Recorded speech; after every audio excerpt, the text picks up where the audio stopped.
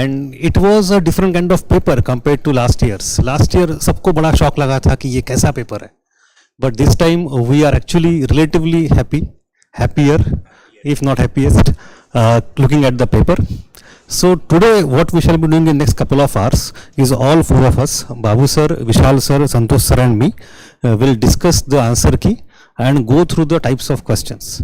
But before doing that, let us give you some brief idea of the kind of paper. I'll start with history first. In history there were total 10 questions, albeit quite less compared to last few years. Last year 13 questions, वो भी कम थे, 10 तो और थोड़े कम हो गए. But there are some peculiar trends. Firstly, modern India still gets a less number of questions. एक या दो ही सवाल modern से आए हैं. Medieval has again been given a go by. All of the other questions are mostly related to culture, purely culture, either religion or culture. So that is the trend.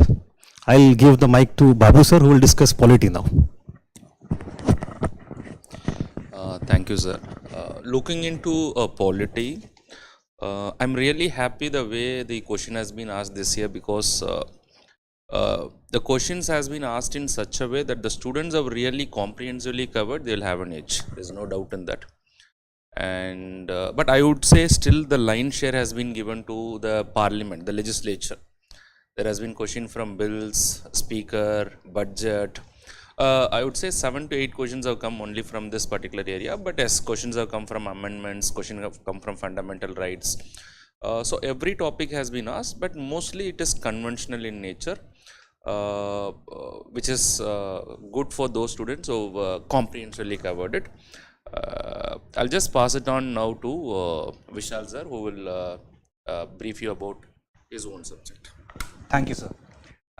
So I'll be covering the geography section for 2024 paper. Now there have been 15 questions from geography, which is a healthy number, and questions were following the conventional pattern primarily, right? So there is going to be a healthy mix of conceptual as well as factual questions, and those who have understood the concepts of geography well, they'll not have much of a problem in addressing these conceptual questions. Regarding the factual ones, they were not very tough, right? A couple of questions could have been a little bit tricky for some people, but on the whole, I think scoring 11 out of 11 or 12 out of the 15 questions would not have been very difficult for most students. So that was my analysis, and now I'll be passing on to Santosh Sir. Hello, good evening everyone. Dekho, while history, polity, geography teachers are happy, I personally feel that science and environment questions were a bit on the tougher side, not because they had asked difficult concepts, but they had asked unconventional things which a lot of students don't study. For example, in biodiversity, they went on to species which are found in different parts of the world. Till now, species which were discussed, those were something which were found in India. So those kind of questions are difficult to crack, and that is why I think even if you are like, you may be feeling ki paper kharab hua hai ya medium hua hai, even then you have chances, because as per me, like for example, if I come to economy also, economy mein the conventional questions on inflation, on foreign exchange, on external sector, on repo rate, reverse repo rate, its impact, those kind of things were not asked. Different kind of questions were asked, and we had to know a lot of basic things, like NCERTs are becoming significant, NCERTs are becoming important, that is there. And then they asked a lot of questions from capital market. That's also becoming very important. Then when it comes to current affairs, important current affairs were not discussed. They have gone into small news updates, like India started, or whether we are importing apples from US or not. News related to that was there in February. So they've asked questions related to that. So that those do not actually test whether you understand economy or not, whether you understand environment or not, whether you understand science or not, and those are somehow difficult to guess also. So some guesswork may also be needed in these kind of factual questions. I will discuss more about these questions as my turn comes in discussing the paper. I think we'll be starting with geography. We'll be starting with geography discussion. Na? So, sir. Yes.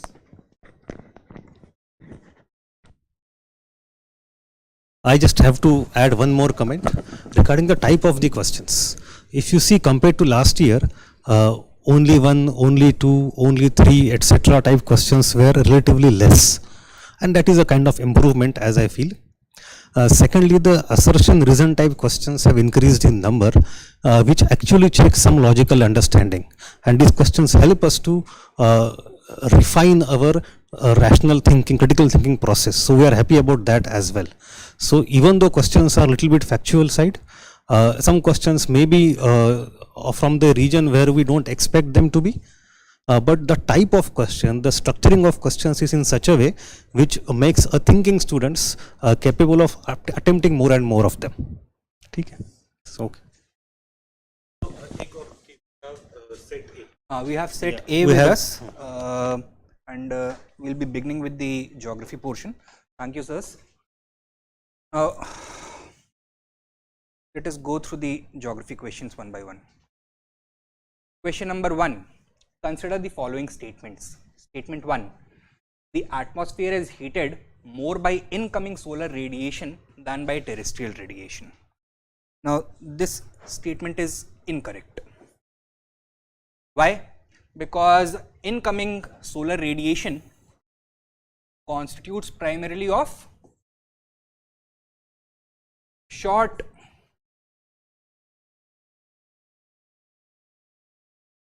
wavelength frequencies, right?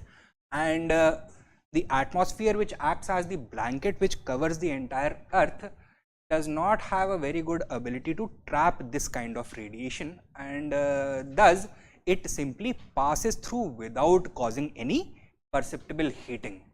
What actually happens is that the earth absorbs all the radiation, and then when the atmosphere is cooling down during the night, it is the earth which starts to release its stored energy in the form of long wave radiation, and that can be trapped by the atmosphere. So statement 1 is incorrect. Statement 2, carbon dioxide and other greenhouse gases in the atmosphere are good absorbers of long wave radiation. This is correct. They are poor absorbers of short wavelength radiation, but better absorbers of long wavelength radiation, and it is this terrestrial radiation, out radiation, that is actually trapped. Statement 1 is incorrect, statement 2 is correct. Correct option is D. Statement 1 is incorrect, but statement 2 is correct. Now, moving to the second question. Number 1, the thickness of the atmosphere at the equator is much greater. The thickness of the troposphere at the equator is much greater as compared to the poles. This statement is correct because what happens is that the troposphere experiences something called thermal expansion. Because of the stronger convectional currents at the equator, due to the presence of greater amount of heat over here, the convectional currents can rise up to the height of as much as 16 kilometers, right? So it is 16 kilometers at the equator, but because of the absence of a large amount of heat at the poles, thermal contraction occurs. So over here, the maximum height of the troposphere in any given season can only reach up to 8 kilometers.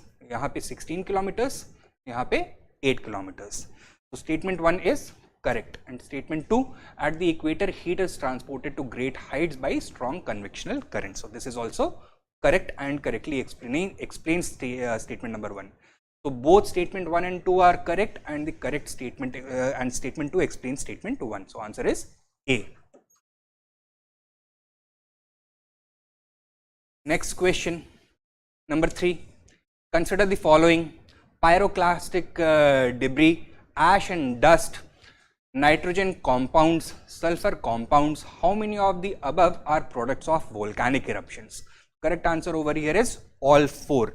The volcanic eruptions release a large amount of matter with either large amounts or trace amounts of a variety of different compounds, including both nitrogenic as well as sulfuric compounds. So even nitric acid vapor can be one of the components of the expulsions of volcanic eruptions. Correct answer over here is D, all 4.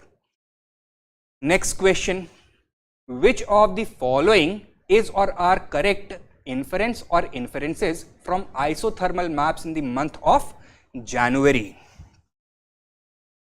So let us see. जनवरी के महीने में जो isothermal maps हैं, isotherms are lines of constant temperature, right?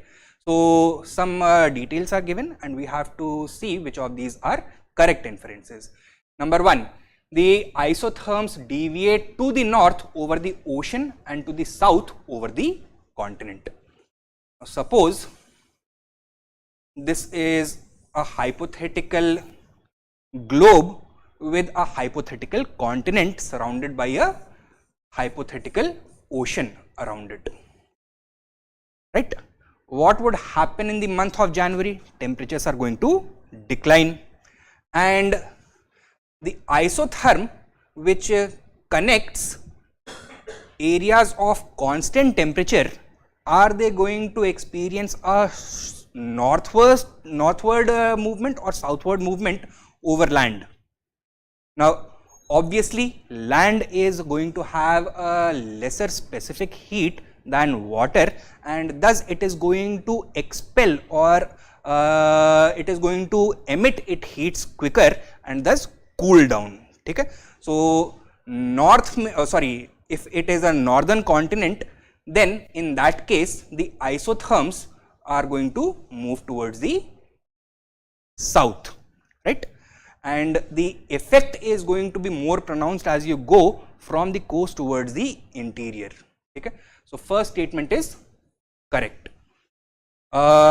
Oceans are going to retain heat for much longer, and thus the isotherms are going to deviate further towards the north in the month of January in the winter season. Second, the presence of cold oceanic currents, Gulf Stream and North Atlantic Drift, make the North Atlantic Ocean colder than isotherms, and the isotherms bend towards the north. Now this statement is incorrect, right? So first of all, the Gulf Stream is not a cold oceanic current. The North Atlantic Drift is not a cold oceanic current, so that is why it is wrong. And secondly, the isotherms over here would bend towards the north only because the oceans are relatively warmer, right? So जो reason दिया हुआ है, that is also incorrect, right? So statement 2 is incorrect. Correct answer is A, 1 only. Moving to the next question. Which of the following countries are well known as the 2 largest cocoa producers in the world? So cocoa is the seed from which chocolate is made, right? Now the correct answer over here is C, Cote d'Ivoire, that is the Ivory Coast, and Ghana, Western tropical Africa में है. And since cocoa is a tropical crop, these 2 are the most logical choices. Algeria, Morocco नहीं हो सकता, Botswana, Namibia भी नहीं हो सकता. Namibia for example is mostly desert, तो यहाँ पे कोई चांस नहीं है ट्रॉपिकल क्रॉप्स का. Madagascar and Mozambique, they are further south, तो यहाँ पे इक्वेटोरियल क्लाइमेट नहीं है. तो correct answer is Cote d'Ivoire and Ghana.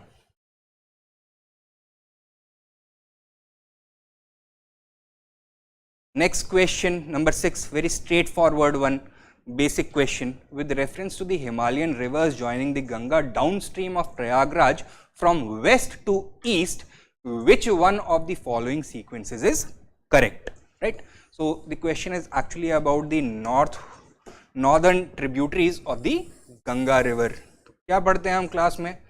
Ram Ganga, Gomti, Ghagra, Gandak and Kosi, right? So correct answer is Gomti, Ghagra, Gandak and Kosi, B.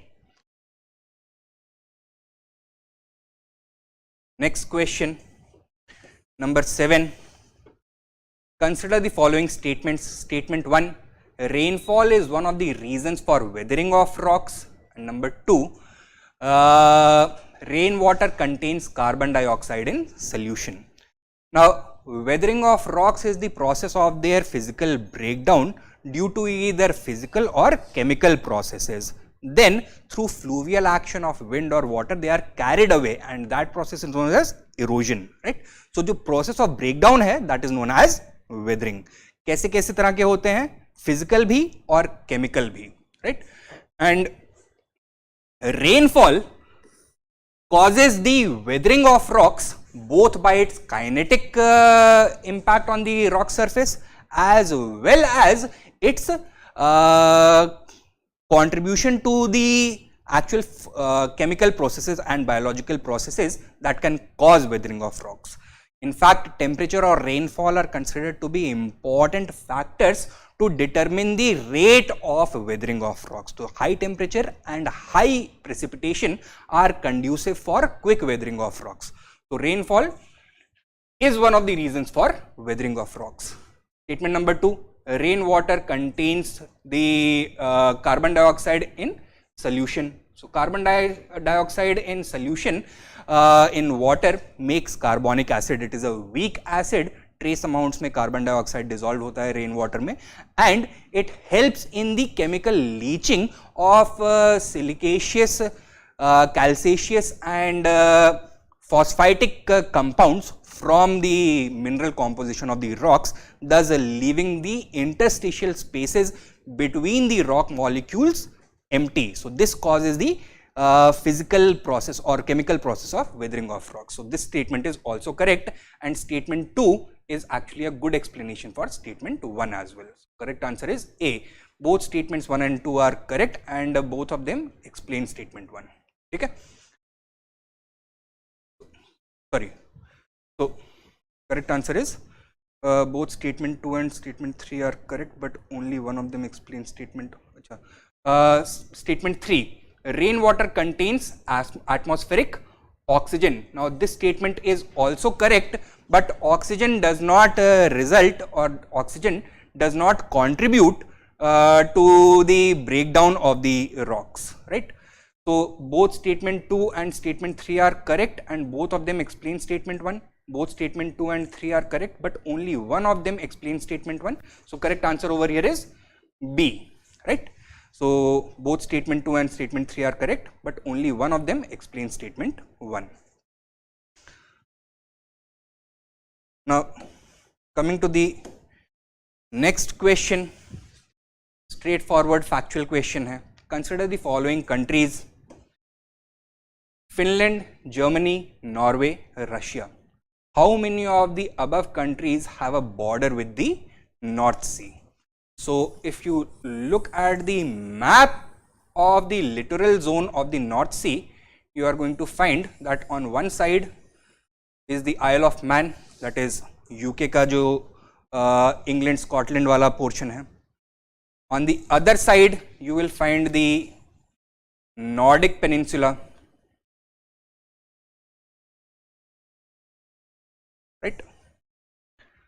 Then you are also going to find the Danish Peninsula and the northern coast of continental Europe also. तो countries कौन कौन सी हो जाएंगी यहाँ पर? First of all, the UK, Norway,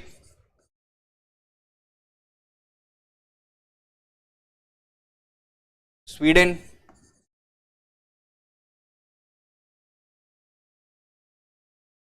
Denmark, Germany, the Netherlands, Belgium and France. Out of these, Norway and Germany are mentioned in the options given, and none of the other littoral states are mentioned. Finland and Russia do not come in the littoral zone of the North Sea. So correct answer is B, 2 only.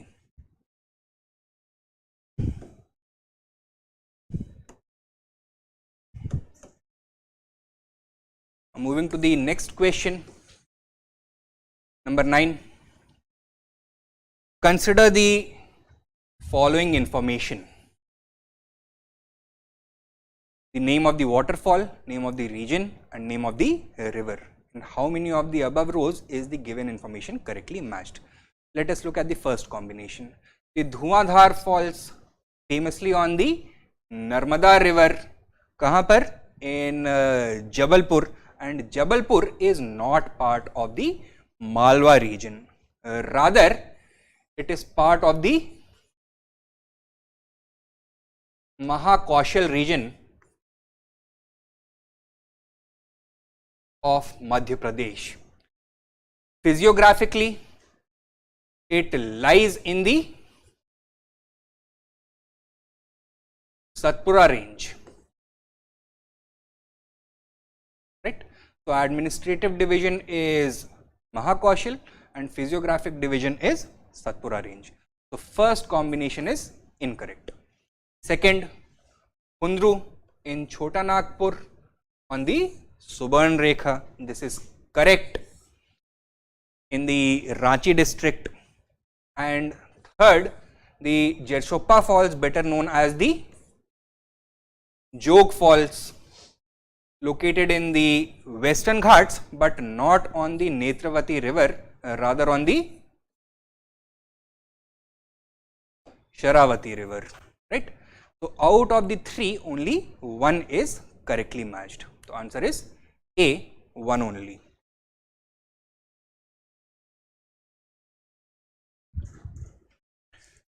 Next question, number 10. Consider the following information: region, name of the mountain range, type of the mountain. Central Asia, the Vosges mountain, Fold mountain. Now this is incorrect. The Vosges mountains are located in France along the Rhine river, right? So on the boundary between France and Germany. Secondly, they are also not fold mountains, rather they are block mountains. So पहला वाला गलत है. Second, Europe, Alps, block mountain, this is also incorrect.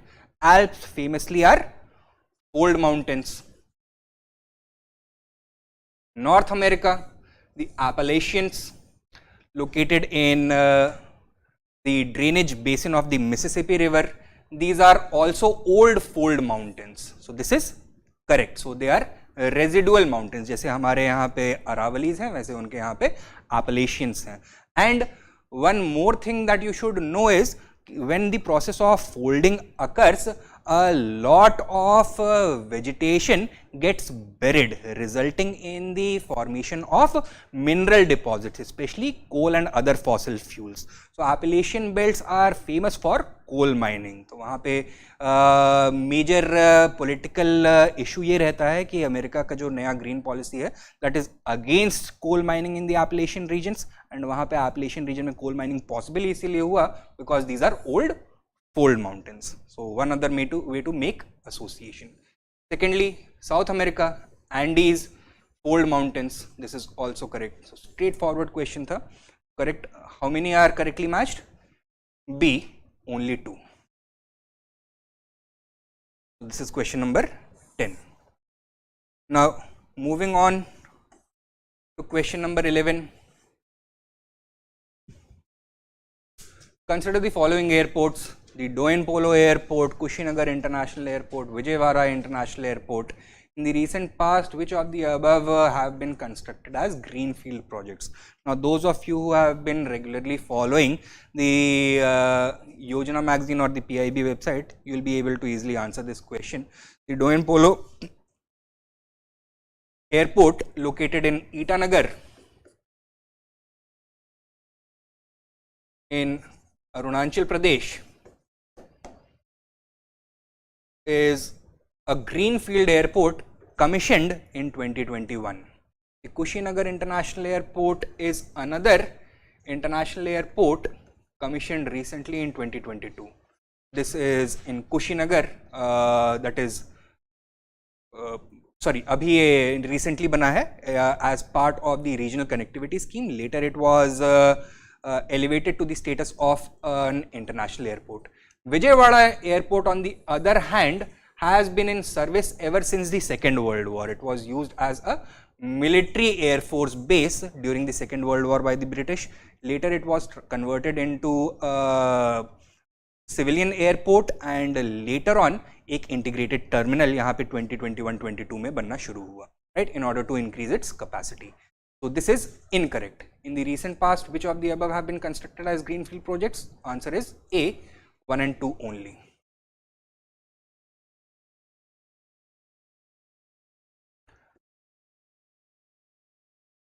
Next question, with reference to water vapor, which of the following statements is or are correct? Number 1, it is a gas the amount of which decreases with altitude. So water vapor exists in gaseous form in the atmosphere with variable composition. It may be as low as 0.1% and as high as 4% of the composition of the atmosphere. And main determinants क्या होते हैं water vapor के composition के? These are your temperature as well as the rate of evaporation, right? So both temperature as well as rate of evaporation decline with altitude, rising altitude, and as a result, with rising altitude, the composition of proportion of water vapor that declines. So this is correct. Second, its percentage is maximum at the poles. Once again, temperature and evaporation are slower or lower at the poles and greatest at the thermal equator. Therefore, this statement is incorrect. So in fact, its percentage is minimum at the poles, not the maximum. So correct answer is A, 1 only. Next question, number 13. Consider the following description. Annual and daily range of temperature is low. Precipitation occurs throughout the year. Precipitation varies between 50 to 250 centimeters. Now this is one question where students may have made a mistake by saying that this is the equatorial type climate, right? Problem ये है that while equatorial type climate fulfills two of these three requirements, that is number 1 and number 2, that the annual and daily range of temperature is low. That means temperature through night and day and throughout the seasons is not highly variable, and precipitation occurs throughout the year. This is also true, so tropical evergreen vegetation can be supported. But जो third वाला criteria है, on the basis of that, this option becomes disqualified. Why? Because precipitation varies from 50 to 250 centimeters. Precipitation का range 50 to 250 centimeters है. This is very low for equatorial type climate. यहाँ पे range शुरू ही 150 centimeters से होता है and can be as high as an average of 2000 centimeters per year, right? So ऐसे में the correct answer would be D, marine west coast climate, right? So north America में जो कनाडा वाला western Canada वाला reason है, that is south of Alaska but north of California. So it is between the tundra and the Mediterranean type climates. This is also known as the British deciduous type vegetation, or this region supports British deciduous type vegetation, right? So correct answer is marine west coast climate. That is question number 13. Next question, number 14. With reference to Coriolis force, which of the following statements is or are correct? Number 1, it increases with increase in wind velocity. So this is correct. the amount of force experienced by a moving object either in the northern or southern hemisphere is going to be a function of its velocity as well as its mass. ठीक है, तो जितना ज़्यादा mass होगा, जितना ज़्यादा velocity होगा, that means its momentum is that much, and Coriolis force emerges because of the principle of conversion of angular momentum. तो northern hemisphere में या फिर southern hemisphere में if an object is moving from the equator polewards, then in the north, due to the west to east rotation of the earth, it is going to experience a rightward deflection, and in the southern hemisphere it is going to experience a leftward deflection, right? And the higher the velocity, the more the deflection is also going to be, right? So because it is after all a function of angular momentum, और momentum के constituents क्या होते हैं? Mass and velocity. Secondly, it is maximum at the poles and absent at the equator. So this is also correct. Why? Because angular velocity of the earth is also maximum at the poles, while at the equator it is 0. Okay? So both these statements are correct. Correct answer is C, both 1 and 2. And finally,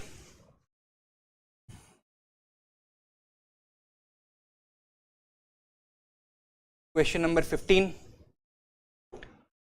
On June 21 every year, June 21 is the summer solstice, when the sun is directly overhead the Tropic of Cancer in the northern hemisphere. Which of the following latitudes experiences a sunlight of more than 12 hours? So it is not asking exactly 12 hours, but more than 12 hours. The equator, as you know, always experiences equal day and night, that is exactly 12 hours of sunlight and 12 hours of darkness. The Tropic of Capricorn, it is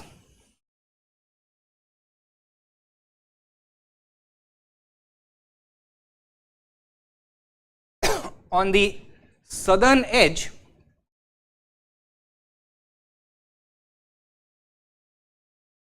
of the zone which is directly illuminated by the sun, right?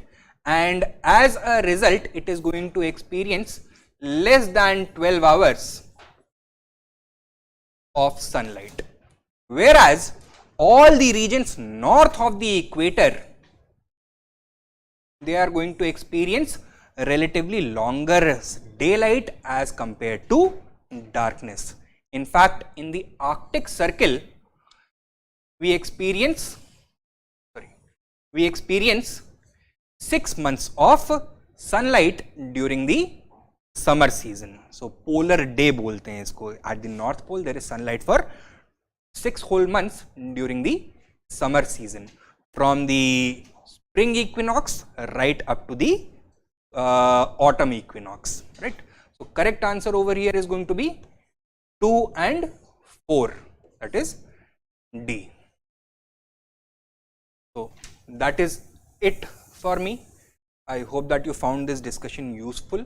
We will be coming out with the answer key by tomorrow, right? Thank you.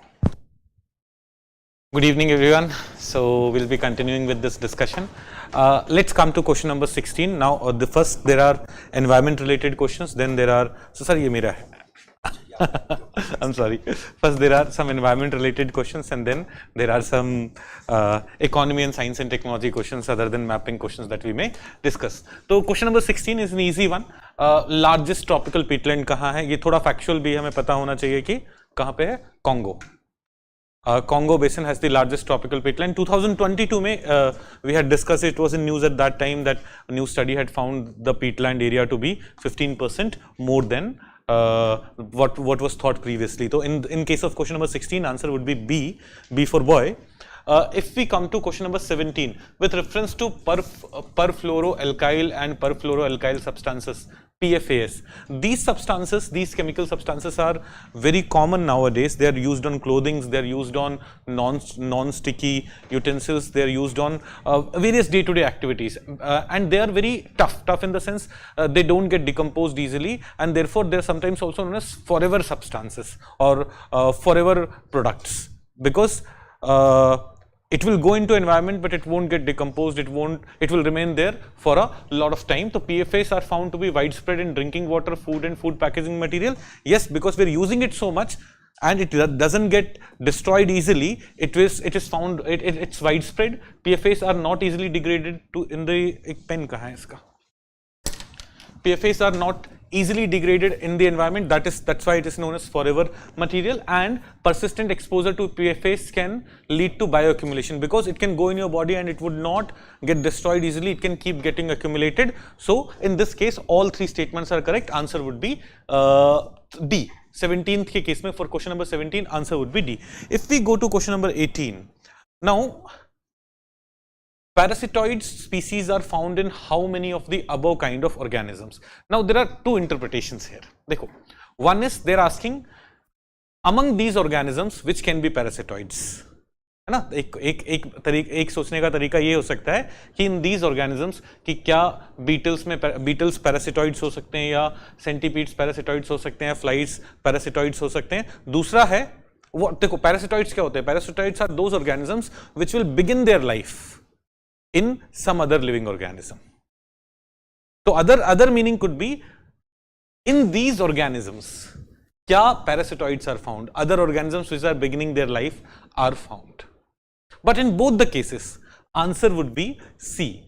Termite is something which does not hold any parasitoid, though it may have some other living organisms living in its body, some bacteria etc. living in its body, but it doesn't have any parasitoid. Similarly, termite itself also cannot act as parasitoid, that is in some stage of its life it is not beginning its life in some other living organisms. So other than termite, everything else is correct. Answer here in case of question number 18, answer would be C. If I go to question number 19, consider the following plants. How many of our belong to P family?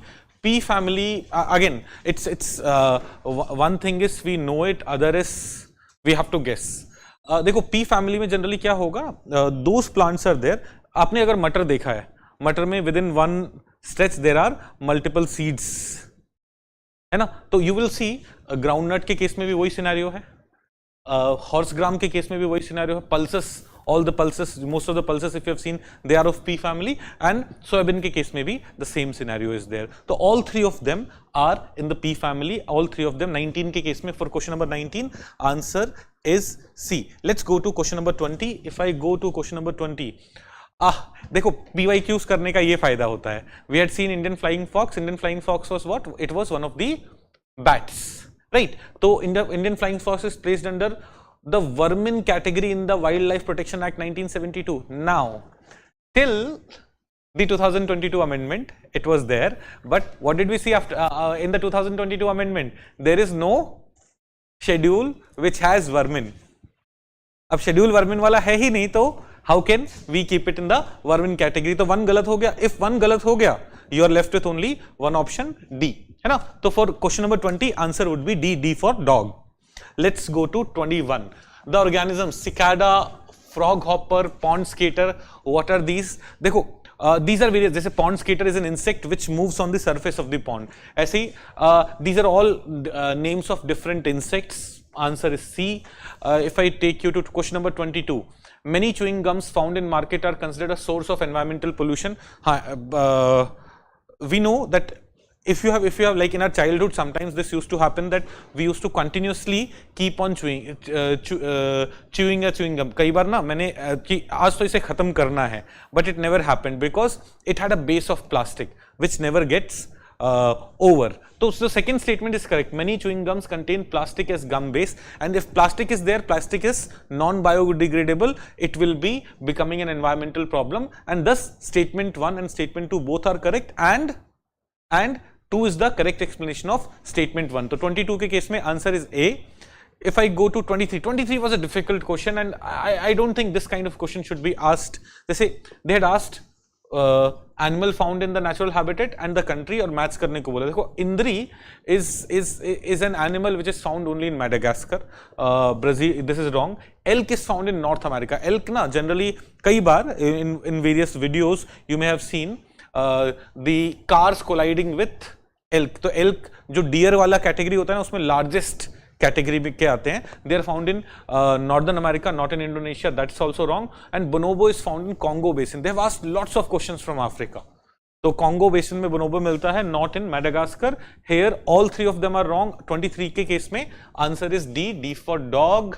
If we go to question number 24. हाँ, तो 24 में consider the following statements regarding World Toilet Organization. It's one of the agencies of the UN. No, it's an NGO. It's an international NGO. One is wrong. World Toilet Summit, World Toilet Day, World Toilet College are initiatives of the organization. देखो reality में World Toilet Day is not an initiative of this organization, but it was initiated by this organization.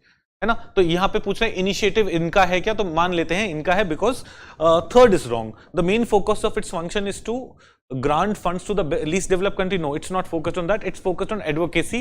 It's focused on awareness generation. Its focus is not on ensuring funds being available for least developed countries. Okay, now Avinash is saying, sir, it's talking about Wildlife Protection Act 1972. Bhai, dekho, that is the problem.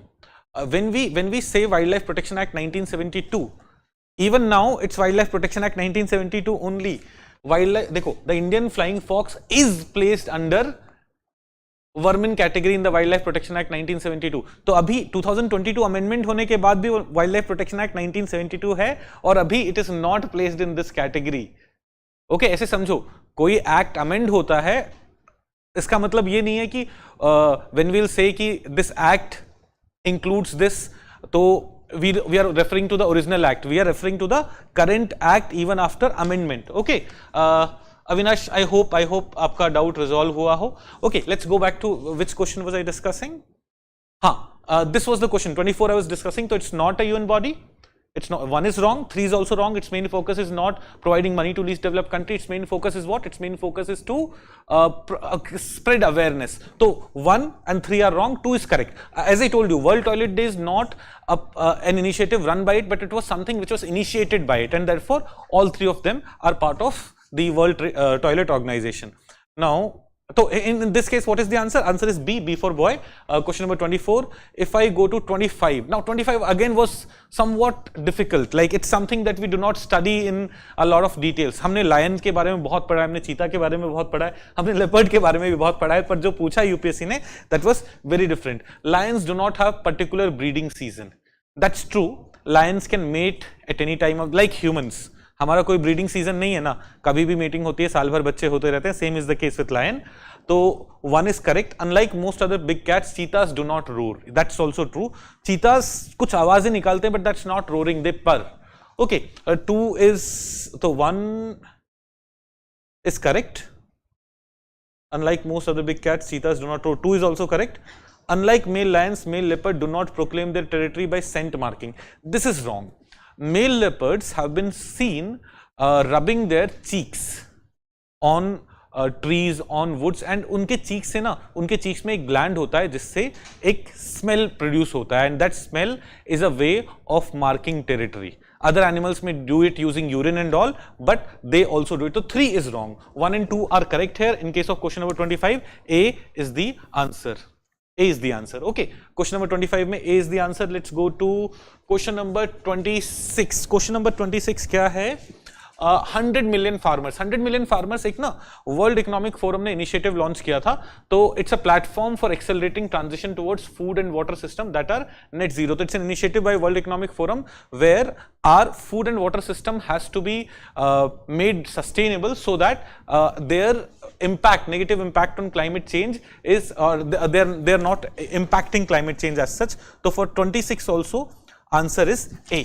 Question number 26 answer is A. Let's go to 27. Let's go to 27. How many of the above are considered distributed energy resources? देखो, हमने ना एक distributed renewable energy system पढ़ा था, जहां पे हमने बोला था कि छोटे पावर प्लांट्स वो सब डिस्ट्रीब्यूटेड एनर्जी सोर्सेस में आ जाते हैं. तो जैसे बैटरी स्टोरेज, क्या battery storage distributed energy sources होंगे? Yes. battery storage, you do not have to have huge battery storage facilities. Distributed form में storage can be provided. Biomass generator, yes, you can have in rural areas smaller biomass energy generators. Fuel cells, yes. Rooftop solar photovoltaic units, yes. Smaller rooftop की बात करिए. अगर इसे हम बोलते कि they're talking about mega parks, then that's not a distributed system, but rooftop would be a distributed system. Again, here answer would be 4.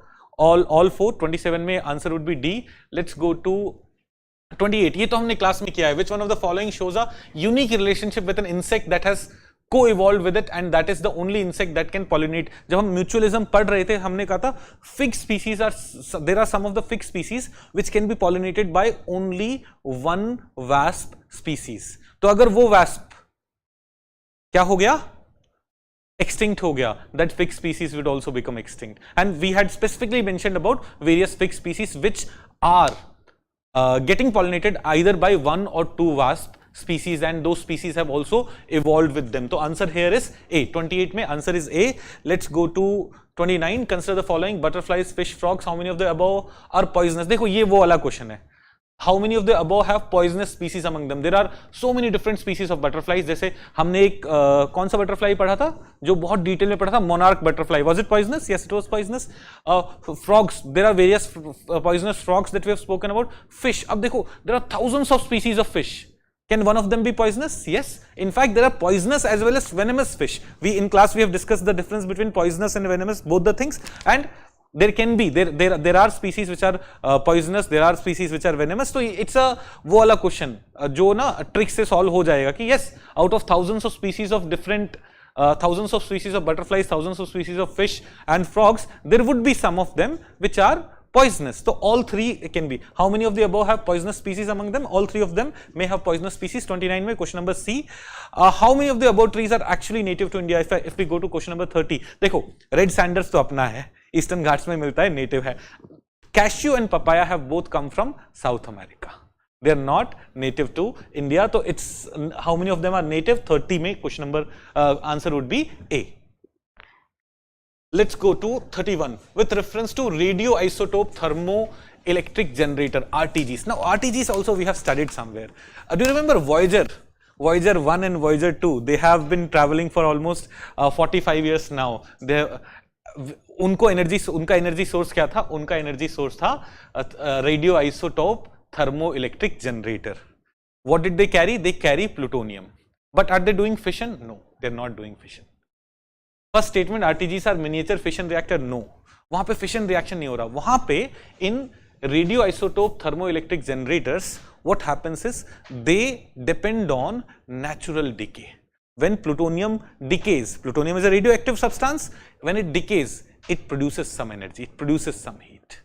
And in radioisotope thermoelectric generators, we use that heat to generate electricity. So one is wrong. One wrong hote you get your answer even if you do not know 2 and 3, but we'll look at 2 and 3. RTGs are used for powering the onboard system of spacecraft. That's where we had studied it. And RTGs can use plutonium-238.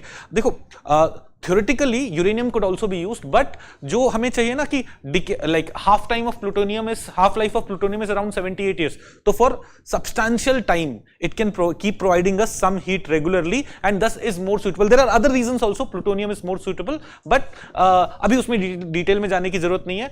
2 and 3 are correct. 1 is wrong. What will be the answer here? B will be the answer. Question number 31 B. Let's go to 32. Giant stars live much longer than dwarf stars. Compared to dwarf stars, giant stars have a greater rate of nuclear reaction. अब हमने stars की पूरी life पढ़ी है class में. From the beginning of the star to life cycle, some stars will become black dwarf, some stars will become a neutron star, some stars will become black hole. We had studied all that, है ना? अब देखो, stars which are big, in their core there will be very high temperature and very high pressure. Now in our star, in our sun also, at the core the temperature is 15 million degrees Celsius and therefore fusion can take place. But in a much bigger star, this condition would be available in a much bigger area and there a lot more fusion would be taking place. And they'll be finishing up their hydrogen much faster. So giant stars live much longer than dwarf star is actually wrong. In fact, giant stars, some stars which are very, very large, may have life of only a few million years, whereas smaller stars may have much longer life because they'll be using their fuel much slowly. So one is wrong, one wrong hote hi you have only D as answer. Second explanation is correct. Compared to dwarf stars, giant stars have a greater rate of nuclear reaction. They will use hydrogen much faster and they'll thus be finishing that hydrogen in a much faster rate. So you may say, but they have more hydrogen too. But the rate of reaction is way more higher and thus their life would be over much faster. So answer here is D. 32 में answer is D. Let's go to 33. अब ये ना मैंने पढ़ाया था, मुझे भी नहीं आता था, मुझे भी ध्यान नहीं था, मतलब क्लास 12 में पढ़ा होगा तो I looked into it. Which one of the following is synthesized in human body that dilates blood vessels and increases blood flow? I think I saw the I search for it. Answer is A, nitric oxide. नहीं, what is the question number? 33. Yes, nitric oxide is naturally occurring gas molecule that plays a crucial role in dilating blood vessels and increasing blood flow. It's synthesized in the lining of the blood vessels by an enzyme called nitric oxide synthase. तो आप में से जो doctors हैं जिनका ये field है, you may be easily able to do it, but these are the things that, like, we do not go into this kind of depth while studying biology, while studying health, and that's why इसको ना अगर नहीं भी कर पाए तो don't worry. It's not a question that's going to determine your selection. Okay, so what is the answer? Answer is A. 33 में answer is A. Let's go to 34. How many of the above activities can the radar be used? In how many of the above activities can radar be used? हमने radar का functioning समझा है, like electromagnetic waves, radio frequency, radio waves going, hitting the substance, coming back. By that we measure the shape, size and other aspects of it. Now radar, we know that it is used for monitoring precipitation. We know about weather radars. Weather radars do play a role in monitoring of precipitation. ऐसे ही we have seen in various animals, sometimes we attach some device by which we track that animal. There also radar mechanism is used. Radio frequencies are used for tracking it. But when it comes to identification of narcotics, now देखो, narcotics का identification में it's not just the physical thing that you're looking for. You want to look at the chemistry, you want to look at the molecules, and radars are not able to tell you which molecule is there. It will be able to tell you कि भाई ये इतना बड़ा object है. It will be able to tell you that, but it will not be able to tell you this object is made, what is the constituent of the object. It will be able to tell you कि this human being is there, but it will not be able to tell you inside this human being what are the constituents. तो यहाँ पे ना mass spectroscopy or those kind of mechanisms are used. Radar cannot be used. So answer here will be 2 and 3, that is 2, only 2, B. Okay, हमने mass spectroscopy भी पढ़ा है, detail में समझा है न्यूक्लियर साइंस एंड टेक्नोलॉजी पढ़ते time. Okay, 35, again easy one. We know India does not have a 5th generation aircraft yet. Rafale was 4.5. Tejas 1A, यहाँ पे तेजस मार्क 1 ही पूछा है, 1A भी नहीं पूछा. तेजस मार्क 1 is again 4.4, 4.5. MiG-29 तो we have been using since 1970s, 80s. It's not 5th generation in any way. So what is the question is how many of the above are considered 5th generation? None of them are 5th generation. Answer would be D. 35 में answer would be D. Let me look at the comments. 35 में answer would be D. Let's go to 36. Someone is saying cutoff would be 100 plus. अरे ignore all these things. अभी don't predict the cutoff. Let us see कि how many marks students are getting. Tomorrow we'll do a poll on our official channel or on our current affairs channel where we'll get to know in what range different people are getting marks, and then we'll be able to predict cutoff. अभी देखो, question paper देखने के बाद answer निकालना बहुत आसान होता है, बट एग्जामिनेशन हॉल में बैठ के आंसर करना बहुत चैलेंजिंग होता है. तो just because I am solving it very quickly, do not assume that it was an easy paper. It wasn't. Okay, हाँ. Come to 42. Now we are coming to economy. In India, non-banking financial companies can access the liquidity adjustment facility window of the Reserve Bank of India. No. है ना, repo rate, reverse repo rate, ये सारी facilities किस के लिए available है? Schedule commercial banks excluding regional rural bank and primary dealers. It's not available for NBFCs. One is wrong. Foreign institutional investors can hold government securities. Yes, they have been holding it, though there is some limit. कि beyond a limit they cannot hold it, but can they hold government securities? Yes, even in fact recently जब हमने sovereign green bonds की बात करी थी, वहां पे भी FIIs are allowed, तो they can hold. In India stock exchange can, देखो if we know one, B और D ही बचते हैं and 2 is correct, तो only D बचता है. तो even if you don't know, like I personally did not know 3 exactly, but still I was able to mark the answer to be D. So answer here is D. The stock exchanges in India are also allowed to have trading platforms for debt. Let's go to 43. In sorry, 41 रह गया क्या? I'm sorry. 41 रह गया. Oh, the total fertility rate in Indian economy is defined as average number of live birth a woman would have by the end of her childbearing age. This is a simple one, easy one. D should be the answer. 41D. Let's go to 43. In India, which of the following can trade corporate bonds and government securities? अब देखो, insurance companies have bought a lot of government. आपको पता होगा, insurance companies have a lot of cash through insurance premium and all. They get a lot of cash, and where does most of the money go? Most of the money, a large section of the money goes into government securities. That is, they are buying government securities, and sometimes they can also sell government securities. Same is the case with pension funds. These are two institutional investors in India, domestic institutional investors, and they do invest a lot in government securities also. Now, when it comes to retail investors, we are pretty sure that they can invest in government securities. Recently, एक retail direct scheme आया था, which allowed retail investors to directly buy government securities. ऐसे ही recently, like retail investors could invest in corporate bonds, but recently the maximum amount, minimum amount they can invest, उसका limit भी reduce कर दिया, so that more and more retail investors can directly go into corporate bonds. So I think here answer would be D. All three are correct. 1, 2 and 3 are correct. 43D. 44. Which of the above are considered financial instruments? Financial instruments क्या होते हैं? Instruments which can be traded. Now, exchange traded fund, उसमें तो नाम में ही है, they are traded. ऐसे ही currency swaps are also financial instruments that can be traded. But when you look at motor vehicles, now you may say, sir, I may sell a motor. Yes, you can sell your motor vehicle, but it's not considered something which is being traded as financial instrument. So 1 and 3 are financial instruments. 44 mein answer is D, and 2 is not. 2 is not. So yes, answer would be D. Question number 44, answer is D. If you have any doubts, please ask. I will explain. I'm trying to go quickly so that 36 to 41 रह गया क्या? Question number 36 to 41 discussion रह गया. I'm sorry. Why did it happen? 32, 34, 35. Oh, that page was skipped. I'm really sorry. Let's come to 36. In which of the following are hydrogels used? हमने ना hydrogel एक जगह पढ़ा था. कहाँ पे?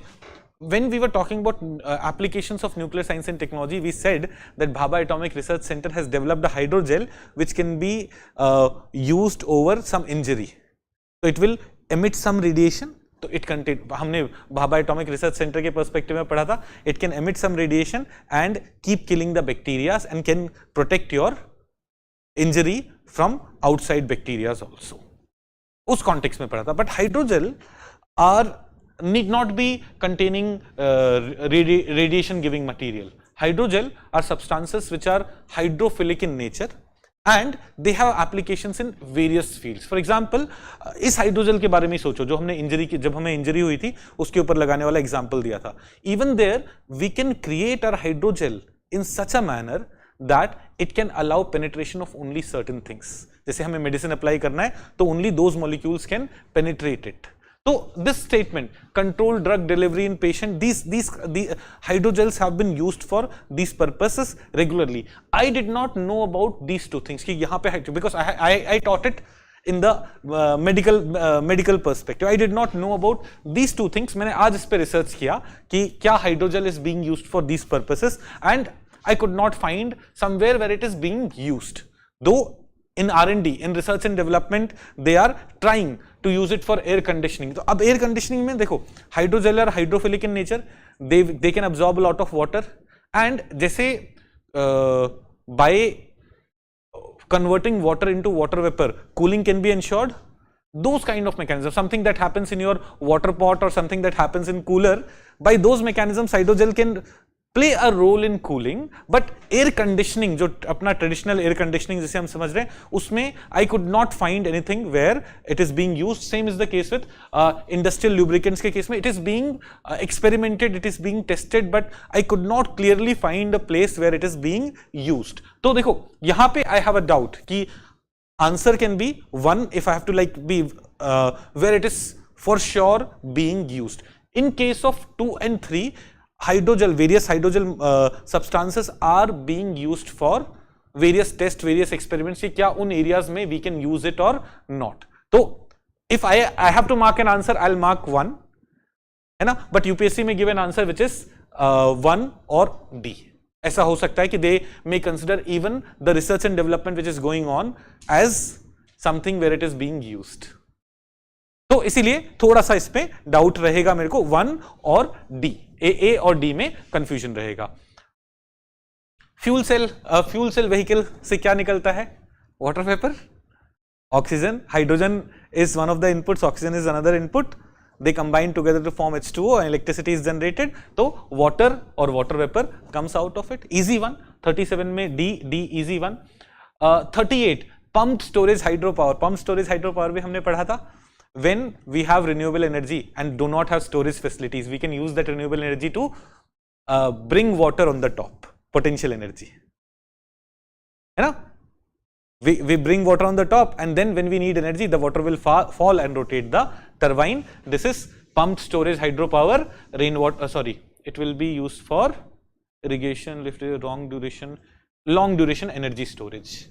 C, long duration. आपको solar power, you have to store solar power. You do not have lithium-ion batteries, and during sunny days, you are producing a lot of solar power. So you can use that solar power to pump water to a bigger height, to height, and that's you have converted your electricity into potential energy, and that potential energy in future can be used for electricity generation. So it will be used for long duration energy storage. 38 ka answer is C. 39 membrane bioreactors are often discussed in the context of the membranes. We know membranes for filtration. Bioreactors, membrane bioreactors are basically water purifying mechanism where not only the physical barriers are being created to trap certain molecules, trap certain insects, but some biotechnology is used to do more cleaning also. So those are membrane bioreactors. So wastewater treatment technology में हमने membrane bioreactors recently समझा है. Then with reference to Indian economy, collateral borrowing and lending obligation. अब देखो यही ना, as I was saying in the beginning,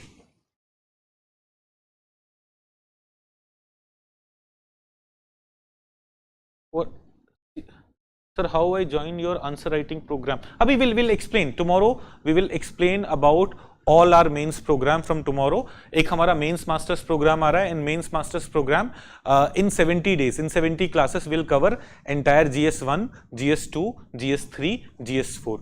Our target mains program is also coming, which is specifically focused on GS2 and GS3, which are more dynamic, which are more current affairs centric. Then we have individual programs also. You can enroll in GS2 module, you can enroll in GS4 module. Some people may be interested in only this, and then we have smaller modules also. Just say last year we launched a GS history crash course. So this year also we'll have a GS history crash course.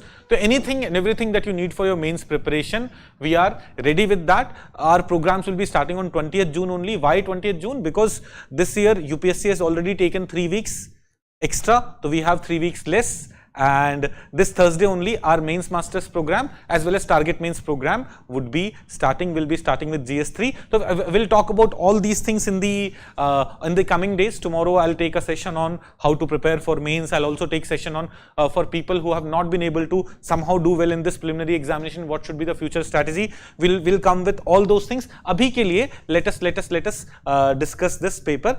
Come back to with reference to Indian economy collateral borrowing with reference to the Indian economy, collateral borrowing and lending obligation are the instrument of. देखो sometimes this is a very technical question. Again, this is not something that we study in the basics of the economy. तो एक तो पहली चीज है, it's an instrument of money market. If you want to, for some of you maybe just interested in, give me the answer, I'll verify it. So it's money market. You may have been confused between money market and collateral borrowing, perhaps bond market. है ना, bond market में भी we had studied about bonds and debentures. Bonds में आप collateral देते हो, debenture में आप कोलेटरल नहीं देते हो, तो you may have been confuse, but it's an instrument of money market and is used in those situations where inter banking facilities are not available. तो for now will not go into the complexities, but वो short term पैसे borrow करने के लिए, money market is for short term, वो short term पैसे borrow करने के लिए एक facility है where through collateral you borrow that. Okay, let's come to, so here answer is C. I think 41 we had discussed, 41 में answer is D. 42 में what was the answer? In India, in Indian non-banking finance companies can access the liquidity. No, one was wrong. 2 and 3 was correct. 2 and 3 was correct. Answer was D. 43 में answer was again D. 44 में we had discussed 44. 1 and 3 D. 44 में भी answer was D. Let's come to 45. Question number 45. 39 number question test में था. अच्छा, हमारे यहाँ test में था. I do not know. I do not remember all those questions. 45. With reference to sectors of the Indian economy, consider the following pairs. अब ये ना बहुत basic वाला question. कौन primary sector का है, कौन secondary sector का है, कौन tertiary sector का है. देखो, if you come to dairy farm, this is for sure primary sector. Mineral exploration, you may say कि sir mining तो primary है, but क्या exploration भी primary है? Yes, it's also primary. तो this is wrong. Weaving cloth, weaving manufacturing sector में जाएगा. है ना, when you are growing cotton, that is primary sector, but when you are using that cotton to weave clothes, then it is secondary sector. This is correct. Now, storage of agri produce. What should be the answer? Online students, एक बार बताओ, storage of agri produce, is one correct or not? बहुत सारे बच्चे, I can see 80 plus students watching. Please let me know if storage of agri produce will be primary or not. Suraj, secondary होगा. देखो again ना, यहां पे भी थोड़ी सब्जेक्टिविटी है. सब्जेक्टिविटी कैसे? One storage is farmer harvesting the crop and storing it on the field, that's primary. But at the same time food processing industry वाला उसे कोल्ड स्टोरेज में स्टोर कर रहा है, सेकेंडरी, राइट. वो वहां पे चला गया वैल्यू एडिशन होने के लिए, प्रोसेस होने के लिए, वो सेकेंडरी हो जाएगा. तो अब बताओ क्या करूं, क्या दूं answer? Again it will depend on how UPSC interprets it, कि storage of agri produce on field हो रहा है तो ये प्राइमरी का ही पार्ट होगा, प्राइमरी सेक्टर का. But storage of agri produce let's say cold storage में फूड प्रोसेसिंग इंडस्ट्री में स्टोर्ड है, तब वो सेकेंडरी सेक्टर का पार्ट होगा. तो इफ ब्रॉडली सोचा जाए तो 1, 2 and 4 only 3. But UPSC may also give answer to B by saying कि वो storage in the food processing. Again, lack of clarity, तो I again cannot give you a foolproof answer. Okay, हाँ, online students are answering it. Secondary. But I've given you the reason कि why primary can be marked. Okay, so answer would be C, but answer can be B also if you consider statement 1 to be correct. Let's go to 46. Consider the following material. Which of the above can be used as feedstock for producing sustainable aviation fuel? अब ये can be used वाले questions ना बड़े simple होते हैं. Just सोचो, क्या देखो, sustainable aviation fuel बनाना है आपको, बायोफ्यूल बनाना है, इनमें से किससे बन सकता है? अग्री रेसिड्यू से बन सकता है, corn grains, yes definitely. Waste water treatment sludge, जो स्लज बचता है ना, उसमें भी there are various organic substances which can be used for making biofuel. And wood mill waste, yes, second generation वाला होगा, सेकेंड जनरेशन बायोफ्यूल होगा, but वो भी हो सकता है. तो answer should be, it can, all of them can be used. Answer should be C. 46 में answer should be C. Let's go to 47. With reference to physical capital in Indian economy, consider the following pairs. अब देखो, you have been asked कि match it, like कौन सा working capital है, कौन सा fixed capital है. देखो fixed capital is something that don't get exhausted, that don't get that doesn't keeps getting used, है ना. जैसे this screen here is fixed capital, it's not getting used, but let's say हम print out भी निकालते हैं तो this sheet of paper would have been working capital. This sheet of paper would be working capital. ये print होके बच्चों को मिलता जाएगा तो ये working capital है, ये use भी हो रहा है. Okay, तो farmers plow, will it be working capital or fixed capital? It will be fixed capital, right? So one is wrong. Computer fixed capital, correct. Yarn used by the weaver. Yarn used by weaver. Yarn जो use कर रहा है, it is getting used, right? It's not fixed. So this is wrong. Petrol, working capital. Now देखो, if we consider petrol in in petrol pump, it's working capital. If we consider petrol in a refinery, it's working capital, है ना. But if you consider petrol in, let's say, individual जब खरीद रहा है तो it's not capital at all, it's just a expenditure. But because they are, I think the context of the question is whether it is working or fixed, so we will assume it has been asked in that context, and it can still be considered working capital. Okay, so what will be the answer? I think 2 and 4, only 2. B should be the answer. 47 B. 47 में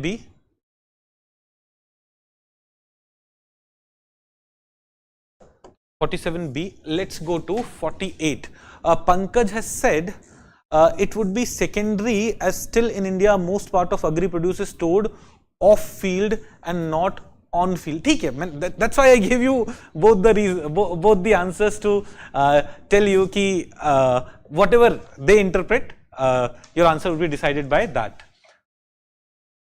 ये तो क्या बताऊं मैं, ये तो I think in class I've played videos and everything to explain you metaverse, है ना. I'll not need to discuss this. Answer is C. 48 का answer is C, metaverse. Let's go to 49. हाँ, this was a question which I was not happy with at all. 2013 का एक regulation है, उस पे सवाल आया है कि with reference to the rules imposed by the Reserve Bank of India while treating foreign banks, consider the following statements. पहला statement, there is no minimum capital requirement, is obviously wrong, है ना.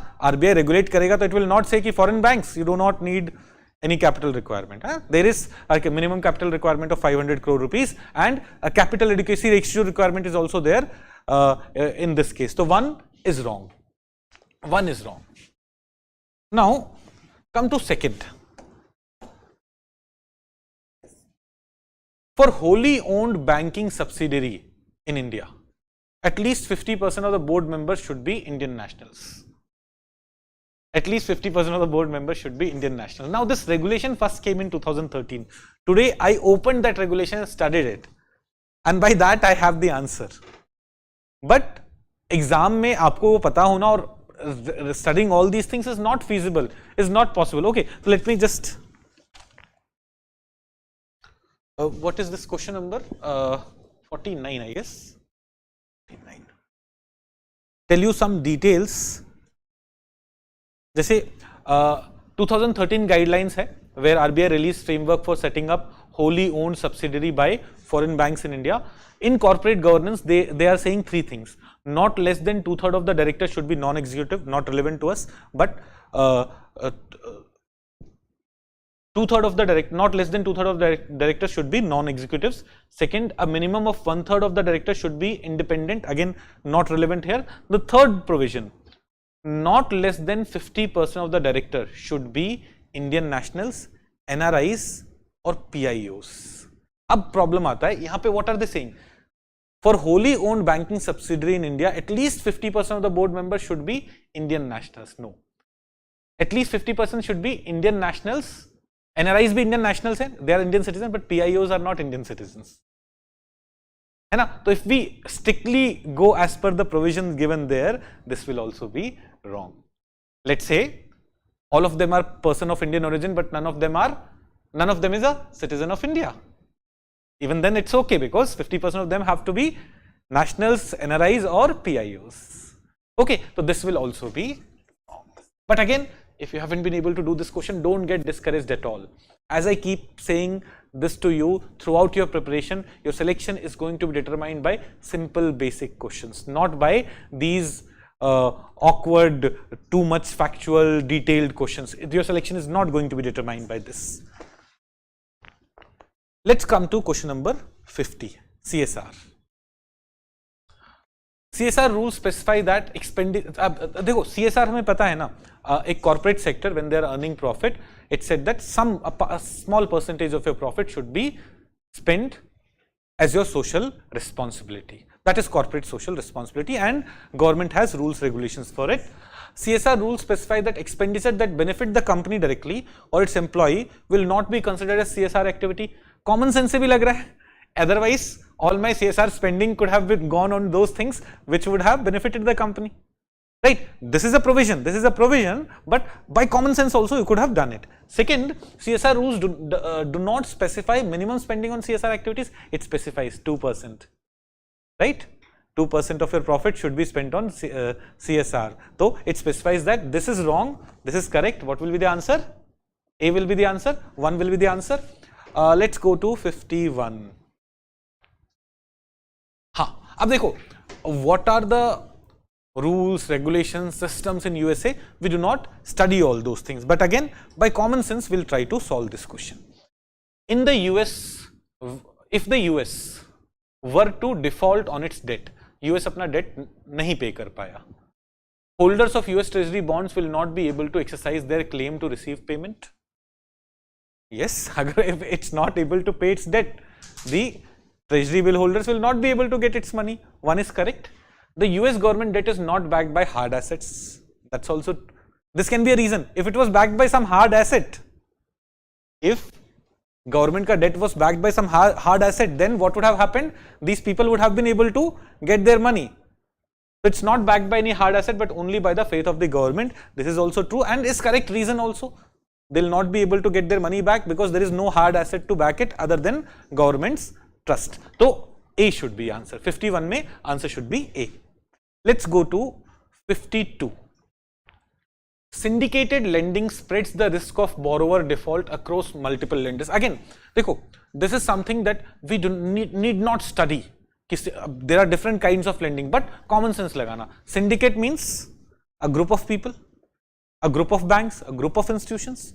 Syndicated lending spreads the risk of borrower default across multiple lenders. Common sense say, yes, it is correct. Okay, the syndicated loan can be fixed amount lump sum of funds but cannot be a credit line. This we have to know. When we define syndicate loan, whether it has to be a fixed amount or can line of credit be provided. What is line of credit? In future you can take some money, you can borrow some money. That is line of credit. Here it is saying but cannot be line of credit. That is wrong. It can be a fixed amount, it can be lump sum of fund, or it can be a line of credit as well. 2 is wrong, so you're left with only C. Answer is C. Okay, 52 mein answer is C. Let's go to 53. Digital rupee. This is a good question. This is a question which is of the current affairs of last 2 years. It is checking your fundamental concept also, your fundamental understanding also. So this is a good question. This is the kind of question which I like.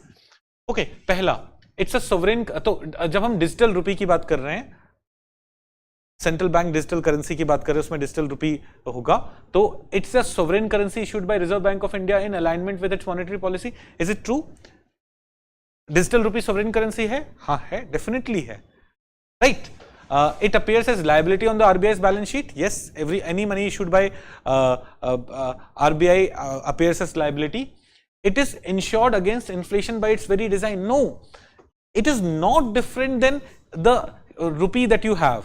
और जब inflation होगा तो रुपये की value कम होती है ना, तो ऐसे ही डिजिटल रुपये की वैल्यू कम होगी, इसकी भी वैल्यू कम होगी. तो 3 इज रॉन्ग. देखो 1 and 2 are correct, 3 is wrong. 1 and 2 are correct, 3 is wrong. अच्छा, अभी 1 और D में डाउट है. It's freely convertible against commercial bank money and cash. Yes, देखो 1 digital rupee in terms of value is equal to the rupee coin that you have, or the rupee in that sense that you have, physical rupee that you have. So idea is in future it will be freely convertible. Okay, other than the fact that it is blockchain based. So 1, 2 and 4 is correct, 3 is wrong, D will be the answer. Question number 53 mein answer would be D. Now I'll invite Nikhil Sir to take care of all the history questions.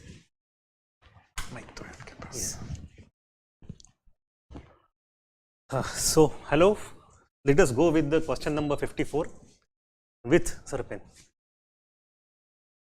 With reference to ancient India, Gautam Buddha was generally known by which of the following epithets? Don't get confused with the term epithet. नामाभिधान या नाम, simple, title और adjective. Hindi भी पढ़ सकते हो, कोई दिक्कत नहीं है. द ऑप्शंस, द क्वेश्चन में जो 3 दिए हैं terms, Nayaputra, Shakya Muni and Tathagata. I think of this 3 terms it is very easy. Shakya Muni because Buddha came from Shakya clan. Tathagata is the story we discussed in class also. When Buddha met his 5 friends immediately after the enlightenment, उसने कहा agata agata, he said tathagata. Tathagata means someone who is beyond coming and going entirely. So these 2 are right. The question could be about Nayaputta.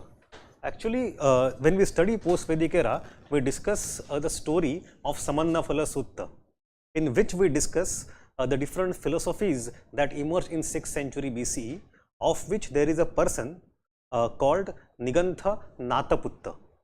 Nigantha Nataputta. And that term is actually used for anybody? For Vardhaman Mahavir. And Nataputta in some version of local Pali becomes Nayaputta. उसका मतलब भी simple है. निगंथ is Nirgranth.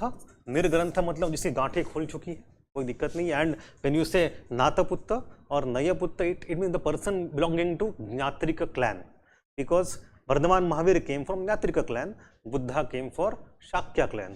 So Shakya Muni Buddha and Nathaputra Mahavir. So answer is 2 and 3. 1 is wrong. It will be B. It was an easy question. Let us go to next question. Question number 55. We have sites. Now this is a new type of format that we saw for the first time this year. We have 3 columns of questions and उसके ऊपर पूछा है. But these 3 columns actually make it somewhat easier rather than difficult. We have 4 sites on one side, then we have the states to which they belong to and description of the site. In this, the first site is extremely simple, and that is Chandraketugarh. UPSC had asked this site in the past, and we had also discussed this site in the past and in the class. Chandraketugarh belongs to West Bengal, known to be a very important site of terracotta production even at the urban scale at mass level. So this is wrong. If you come to Inamgaon, also discussed in the class when we discuss Chalcolithic era. It's in the post Harappan or late Harappan era. We have the village society emerging in Deccan at many places, Jorwe, etc. Inamgaon is discussed at that time. So this part is correct. Mangadu are the megalithic sites. They are in Kerala. This could be questionable for you, but this is right. And we have the 4th option, Shalihondam. Actually, this can be solved in 2 ways. Shalihondam was in news recently a few months ago because they carried new excavation there. It belongs to Andhra Pradesh. यहाँ पे actually you have it as a Buddhist site. There are shrines there. There are chaityas and viharas, but interestingly, they are not rock cut. They are structural. So, because this part is wrong, this pair becomes wrong. Shalihondam is also mentioned in our NCERT of 6th standard. Photo के साथ है वहाँ पे. So, Mangdu and Shalihondam actually I had not discussed in the class, but based on the first 2, 1 is wrong and 2 is right. You actually get to the answer automatically. The answer would be 1 is wrong, 2 is right. Answer would be B. Okay. So even if you don't know all the 4 pairs, you can still get the correct answer. Answer is B. Let us go to the next question. 56. Who of the following rulers of medieval India gave permission to the Portuguese to build a fort at Bhatkal? This is a very mainstream question. We might not have discussed Bhatkal fort specifically, but all of us know that in 1510 there was a major treaty between Portuguese on one side and Krishnadeva Raya on the other side. In that treaty, Portuguese were given allowance to conquer Goa and nearby region from Bijapur in exchange of promising the supply of horses only to Krishnadeva Raya. And fort at Bhatkal was a part of it. On the other side of Krishnadeva Raya, we have Albuquerque. So here answer is Krishnadeva Raya, A. Let us go to the next question. We have a question from modern India for some change. Let me open the comments here. Yeah, just a moment.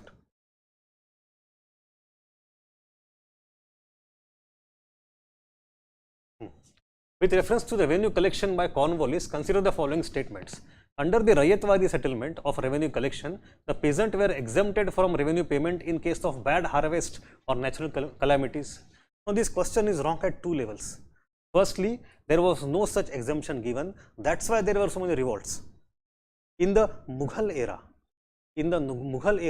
we have a system called Nabood system, whereby up to 12.5% of the land could be kept fallow in case of requirement. It was a part of the support given by state to the peasant. कोई सोंढर और टक्का भी loan मिलता था. If not loan, they can pay tax on lesser amount of land beyond the possession. But that is not true in case of Rayatwadi of modern era. It is true in case of Rayatwadi of medieval era. That is one level at which it is wrong. And secondly, Coriolis had no role to play in Rayatwadi anyway. है ना, तो उसमें अगर नहीं पता हो फिर भी Coriolis is not associated with Rayatwadi, so this statement becomes wrong. Under the permanent settlement in Bengal, if zamindar failed to pay his revenue to the state on or before a fixed date, he would be removed from his zamindari. That is very true. Permanent settlement में British wanted to create private property and they decided zamindar is the rightful owner of private property. But actually, this law, which is known as Sunset Law, the real owner became the state and not the zamindar. So it was a travesty in the name of introduction of private property by the British. So here answer would be 1 is wrong, 2 is right. Answer is 2 only. Let us go to the next question. Question number 58. Consider the following statements. There are no parables in Upanishads. Now this is a patently wrong statement. We have seen the stories. One story was asked by UPSC itself 10-15 years ago. In which of the following Upanishads is the dialogue of Yama and Nachiketa? And the answer was Katha Upanishad. But beyond Katha Upanishad, we have so many stories of Aruni Uddalika, Maitreyi, Yajnavalkya, etc., lots of them. So parables का मतलब कहानियाँ होती. In Bible also we study biblical parables, right? So statement 1 is clearly wrong. Upanishads were composed earlier than Puranas. ये थोड़ा सा UPSC ने इतना अच्छे से statement construct नहीं किया है. Upanishads were generally composed in the pre-Puranic era. So हम इसको सही लेके चलेंगे. But there are some Upanishads which may be composed in the later era also, but let us not go by the exception. By and large, Upanishads belong to pre-Puranic era itself. So, यहाँ पे answer is 2 only. Answer is B. Yeah, there are debate about Puranas dating also, but we'll go with answer B here, 2 only. Let us go to the next question. Consider the following statements. India is a member of the International Grain Council, and a country needs to be a member of the International Grain Council for exporting or importing rice and wheat. Now, just even if you don't know about it, the second statement merely by the way it is constructed, it is a wrong statement. You can import, export. This is not a prohibited item anywhere under any law. खाना तो खाना है आपको, right? So 2 is a wrong statement. The first one is a factual detail. If you know it. If you don't know, you don't know it. That is a correct fact. तो यहाँ पे India was one of the founding members of Grain Council. जो पहले Wheat Council होता था 50s में, in 1995 it became Grain Council. India was a part of it from the beginning. इसका headquarter is in London. So answer is A, 1 only. Let us go to the next question. Which of one of the following was the latest inclusion in the Intangible Cultural Heritage List of UNESCO? ये संतोष sir ने class में cover किया था very clearly. Answer is Garba dance. So it's a current affair fact, come culture. Answer is Garba. Let us come to next 61. These two questions actually lie at the intersection of history and polity. Who was the provisional president of the Constituent Assembly before Dr. Rajendra Prasad took over? And this is a very mainstream fact. Almost everybody studies that in the first chapter of the book, and that is Dr. Sachidanand Sinha.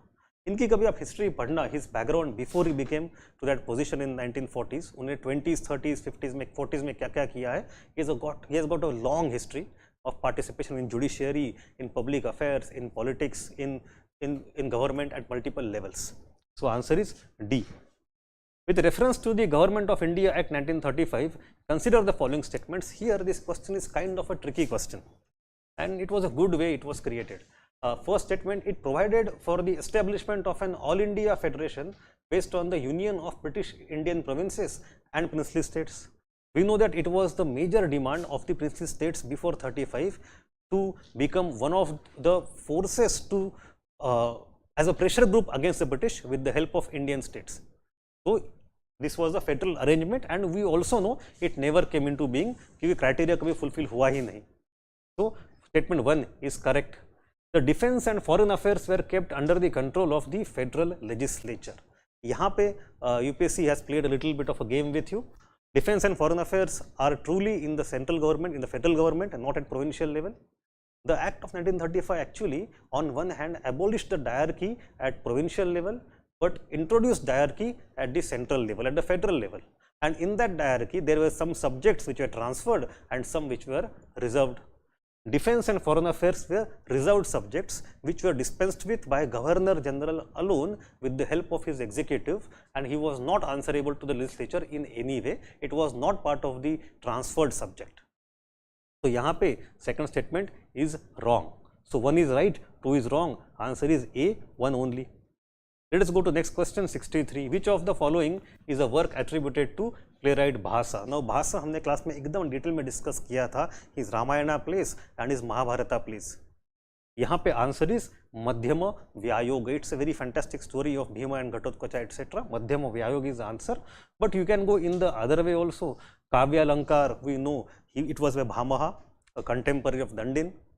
We know Natyashastra is by Bharatamuni, and we also know Mahabhashya is by Patanjali. So if these are the mainstream books, more mainstream than Madhyam Vyayog. Madhyam Vyayog शायद आपको याद नहीं हो, कोई दिक्कत नहीं, because भास के लगभग 12 या 13 प्लेज अवेलेबल है, उसमें से एक मध्यम व्यायोग है, and it is not one of the most popular plays of भाषा.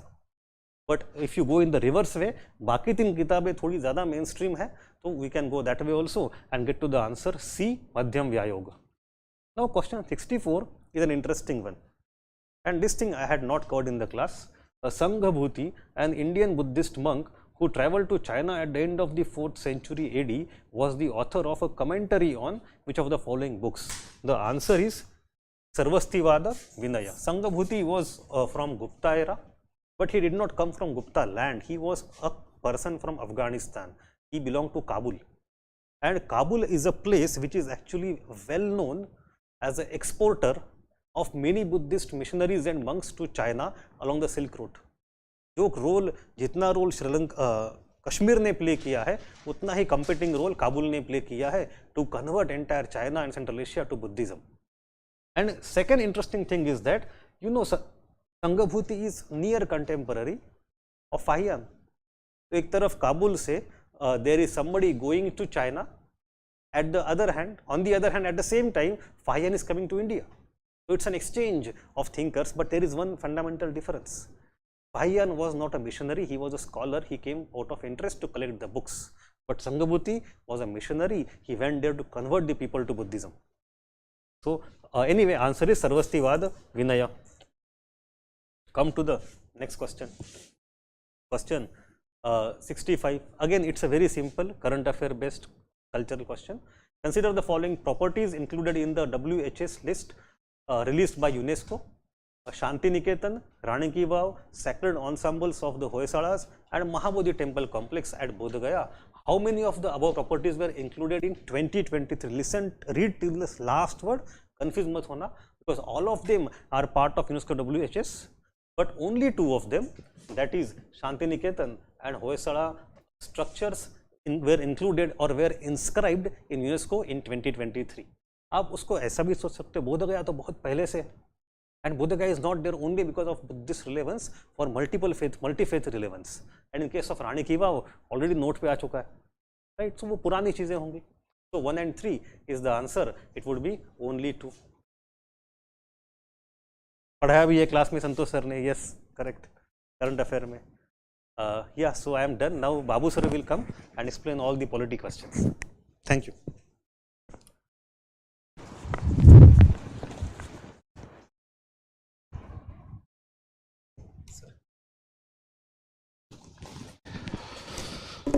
Thank you, Nikhil Sir. So we'll just continue quickly with the polity questions. And for the purpose of brevity, we'll just keep the discussion a little short. Come to question number 66. As per Article 368 of India, the Parliament may amend any provisions of the Constitution by way of. So this is not a very conventional question, but as students have got the basic understanding, they will be able to answer this particular question. So by way of addition, variation and repeal. So addition means you are adding something new to the Constitution.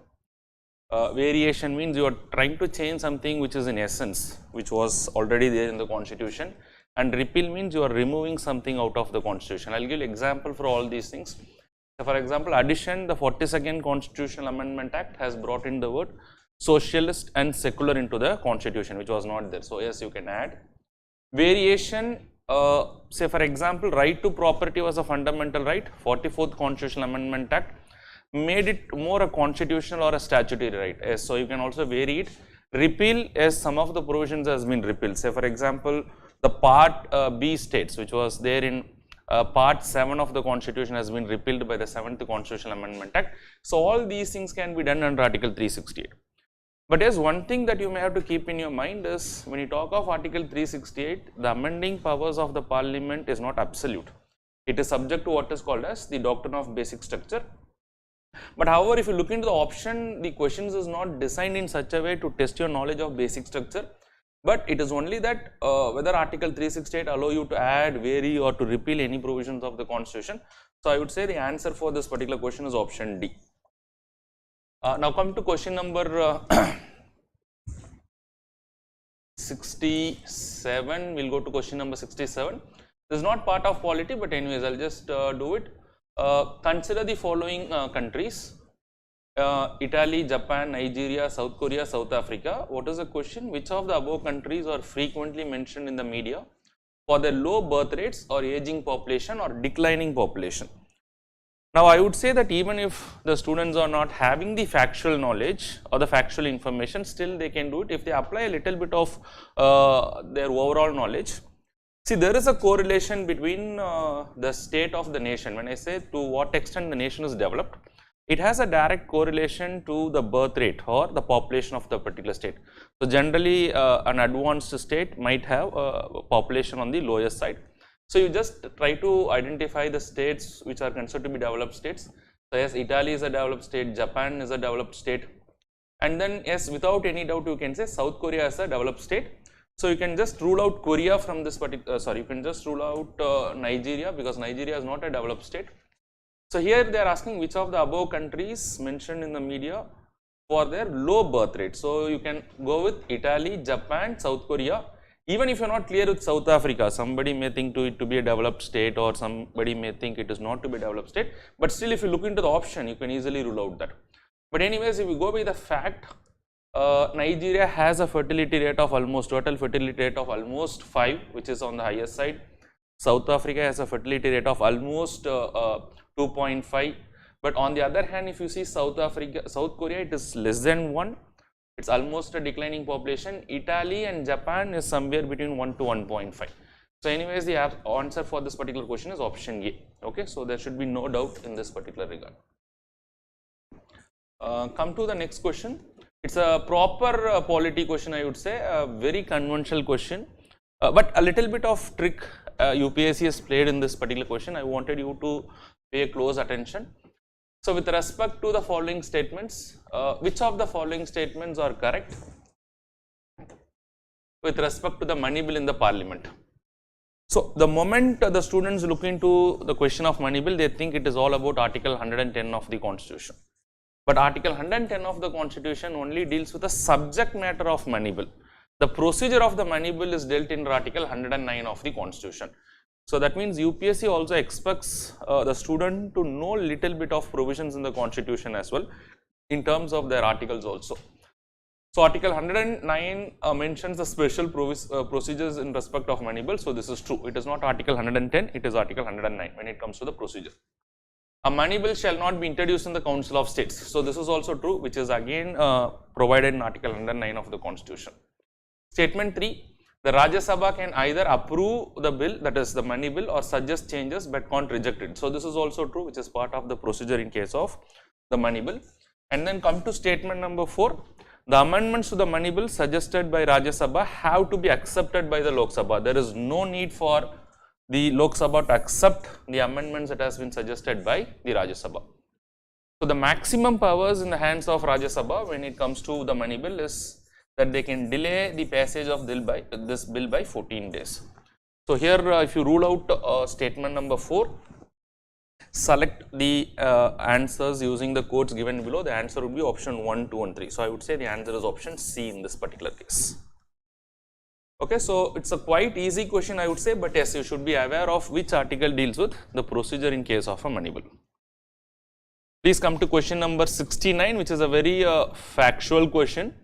So as per the sources of the internet, the answer for this particular question is I would say option D is the right answer.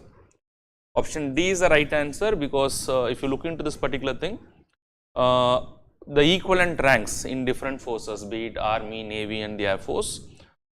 In case of the equivalent rank for the brigadier, in case of Air Force it is right, the Air Commando, but whereas in case of Navy it is not commander, it is commander. Okay, so here it is wrong. So this particular thing is wrong. And then if you come to statement 2, in case of Army it is Major General, equivalent rank in Air Force is Air Vice Marshal, but whereas in case of Navy it is not Vice Admiral, rather it is Rear Admiral. So this is also wrong. And come to statement number 3, so this is right. So in case of Army it is Major, and then the equivalent rank in Air Force is Squadron Leader, and in case of Navy it is Lieutenant Commander. So this is right. Whereas if you look into option 4, it is Lieutenant Colonel in case of Army. The equivalent rank in Air Force is not Group Captain, it is Wing Commander.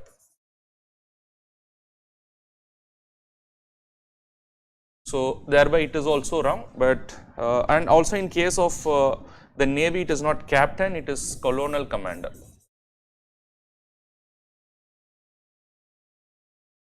So if you rule out all the 3 except for option 3, so you arrive at the answer of option D. Okay, so D is the right answer here. Come to the next question. Again, this is a very good question, although not a very expected area, but as UPSC sometimes picks questions from these topics also. The Northeastern Council, which is a statutory body in India. You all understand, I guess, what is a statutory body? A body which is established by an act. This Northeastern Council was established based on this Northeastern Councils Act in 1971. Then it was subsequently amended in 2002. The very idea is to ensure proper regional development of the northeastern states. And as per this act, which as amended in 2002, who are all the members of this particular council? If you look into the act, it says that the governors of all the constituent states. Today this council, Northeastern Council, has got 8 states. All the 7 northeastern states plus the state of Sikkim. So everybody is part of it. So the governors of all the states are part of it. The chief ministers of all the state are also part of it as per that. And then 3 members to be nominated by the President of India. So apart from the governor of the state, chief ministers of the state, yes, 3 more members can also be nominated. That is also covered under the act. Then the Union Home Minister. So this is little tricky. This is not the fact. As per the law, it is only any other union minister to be nominated by the President. So it is not explicitly saying it is a Union Home Minister. It could be the Union Home Minister or it could be any of the other ministers, but we cannot assume it to be the Union Home Minister. So I would say the right answer in this particular case would be option A, that is 1, 2, 1, 3 only. Alright, so now we will move to the next question. Okay, so come to the next question. How many delimitation commissions have been constituted by the government of India till this point of time? So we were expecting a question from delimitation commission, but we are expecting something from the composition of the delimitation commission, or the year based on which the delimitation has to be done, what is the census year that is to be taken into account, or what are the functions of the delimitation commission. But UPSC again has come out with how many delimitation commission has been established till this point of time. So if you look into the answer for this particular question, which I have also been telling to the students, there have been 4 delimitation commissions that has been appointed. one in 1952, then subsequently again in 1963 based on the Delimitation Act of 1962, then again in 1973 based on the Delimitation Act of 1972, and then in 2002 the last Delimitation Act has been passed. So the right answer is option 4. Although UPSC in the coming years, they can also ask you questions on the functions and all those things, okay. So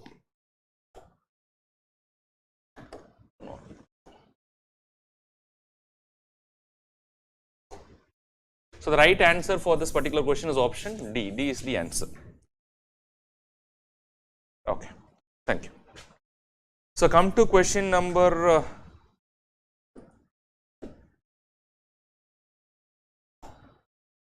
come to question number 72. So if you come to question number 72, I have also been telling this to students every year. UPSC is asking a question from the topic schedules. So this year the schedule that they picked is the 8th schedule in the constitution, but little on the factual side. If you are not aware of the factual information, it becomes extremely difficult for you. So the 8th schedule talks about 22 languages, the important languages in our country.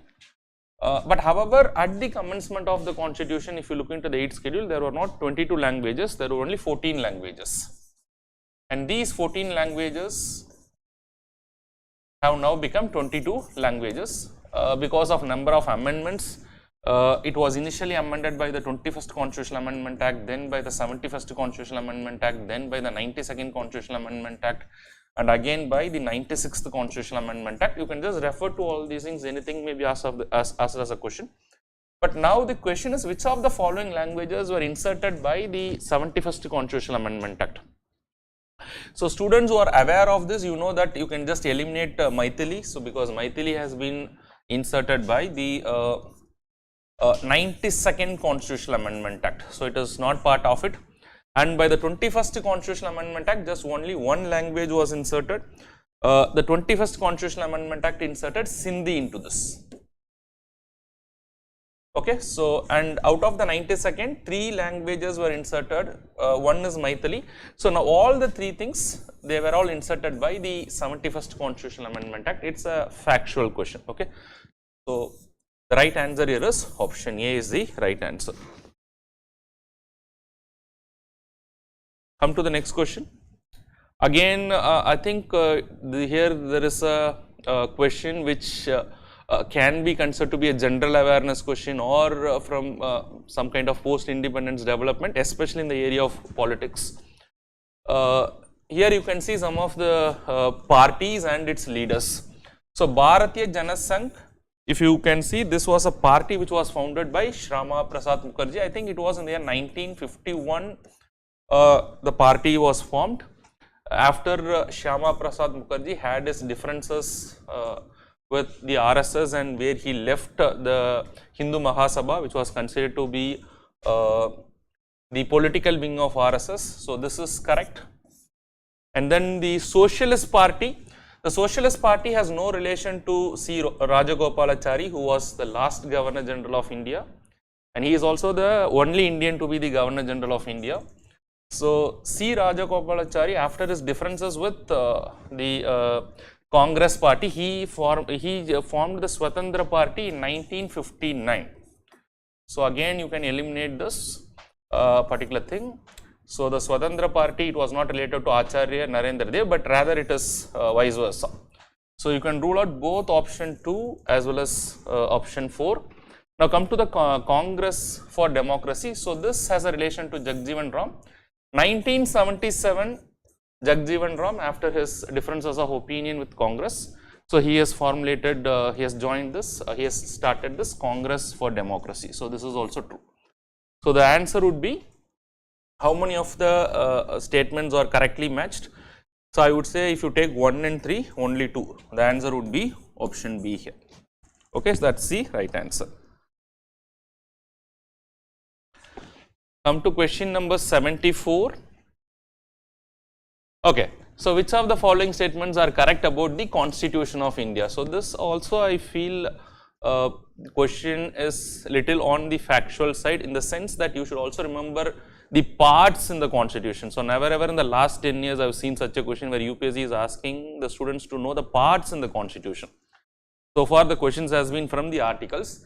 So, but however, these parts, the good thing is these parts are very familiar parts. So, somewhere or the other it is not very difficult for the students to remember. The powers of the municipalities are given in part 9 of the constitution. I hope every student who are prepared sincerely, they may be aware that part 9 is for the panchayat and part 9A is for the municipalities. Okay, so this is true. The emergency provisions are given in part 18 of the constitution, that is also true. Article 352 to Article 360 covered in part 18. Provisions related to the amendment of the constitutions are given in part 20 of the constitution, Article 368. This is also true. So, select the correct answers from the codes given below. So, the answer here is option D. D is the right answer. So, this is a little tricky question. Come to question number 75. And I would say that it is difficult for the students to know everything in the schedule 7 of the constitution. So, this question is related to schedule 7. But still, how students can solve this? Even if you are not aware of all the items in the schedule 7, the union list has almost got 98 items, and then you have 61 items in the state list, and then you have 52 items in the concurrent list. So, it is not expected from a student to know all the things. But if you still understand the principle as to why certain items has been placed in the union list, why certain items has been placed in the state list, why certain items has been placed in the concurrent list, if you have that idea or the rationality, you can solve this particular question. See, look into option A. The question is, which of the following statement is correct as per the Constitution of India? If you see which of the statement is correct as per the Constitution of India, interstate trade and commerce is a subject matter under the state list. Now, it is highly impossible to place an interstate trade in a state list, because interstate means it is related to 2 or more states. When it is related to 2 or more states, how can you give this power by placing this item in the state list? So, this is definitely not possible. So, this is not at all possible. You can just rule out this. Anything that is related to interstate cannot be in the state list. It cannot be even in the concurrent list. It has to be only in the union list. So, in fact, this interstate trade is an item number 42 in the union list. And then if you talk of interstate migration is a state subject under the state list. How an interstate migration again can be in the state list? Again, an interstate migration is not part of the state list. Both interstate migration and the interstate quarantine is both part of the union list. They are all union list in the item number 84 of the 7th schedule of the constitution. So, here which of the following is correct as per the constitution? So, it is not in the state list, this is not in the state list. Interstate quarantine is a union subject under the union list. So, this is true. Corporation tax is a state subject under the state list. No, corporation tax is an item in the union list. It is an item in the union list, it is not an item in the state list. So, most of the income tax including the corporation tax is an item in the union list. So, the answer for this particular question is option C. C is the right answer. Okay, so, for this particular question. So, let us quickly move on to the next question. Okay, one small correction, it is not item number 84, although you do not have to remove this, it is item number 81, both the interstate migration and the interstate quarantine. Whereas corporation tax is an item number 84 in the union list. But anyways, the answer remains the same. The answer is option C. The next question does not need any explanation, because this question has been asked, I think almost for the 3rd time in the last 5 years, I would say, since the time the right to privacy has been declared to be a fundamental right in Puttaswamy case by the Supreme Court. So, the correct answer for this particular question is option D. D is the right answer. Come to question number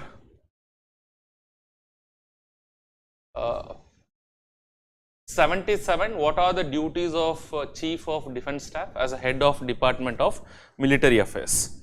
Now, this Chief of Defence Staff was introduced into our administrative system in 2019. Before that, the Chief of Defence Staff was not there, who is considered to be having or he was considered to be a primus inter pares among all the other military chiefs. He is the first among equals of the other military chiefs, be it Army Chief, the Navy Chief or the Air Force Chief, and he is also the ex officio secretary of the Ministry of the Department of Military Affairs. So by creating this particular post, certain responsibilities has been entrusted upon him.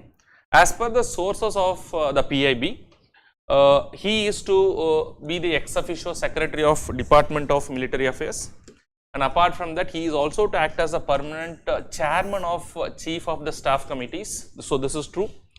He is also to be the principal military advisor of the defense minister on all the tri-service matters.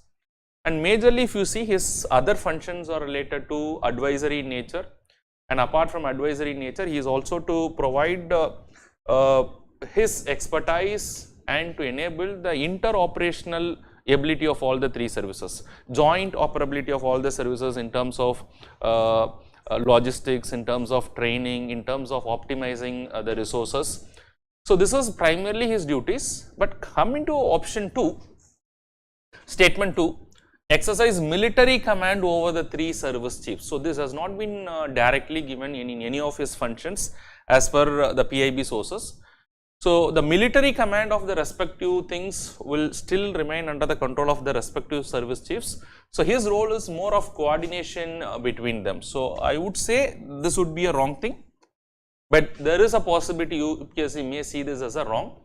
But still, I would consider for the purpose of discussion, statement 2 is wrong. But again, I am not 100% sure on this particular question. So the answer for this particular question as of now is option D, that is 1 and 3 only.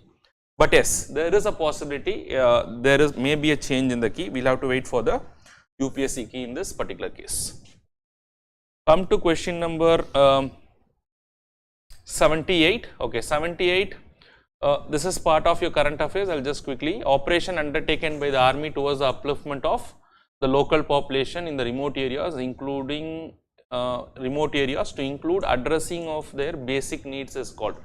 So as per the internet sources, Operation Sankalp. So Operation Sankalp is an exercise which has been taken by the Indian Navy, especially to ensure our regional maritime security. So it is not related to what has been asked in the question. It is part of our regional maritime security, especially in the Gulf region. So you can rule out this Operation Sankalp. And I was looking into what is this Operation Madad. So Operation Madad is in general a lot of help operations, rescue operations, which has been again performed by Indian Navy. So this is also not related to what has been asked in the question. And what is Operation Maitri? Operation Maitri is operation that is conducted by the Indian Army in Nepal after the 2015 earthquake. So here I think it is a little backward questions that has also been asked. So there was an earthquake in Nepal and it was majorly a rescue operation which was conducted by the Indian Army there. So if you rule out all these things, you can come to Operation Sadbhavana, but the students who know it, they can also directly do it. So Operation Sadbhavana was carried out by the Indian Army, especially in the Union Territory of Ladakh, to help the students and also in the other areas in terms of educational services, in terms of creating employment, in terms of economic development. So a lot of help has been done by the Indian Army. So the answer here is option C.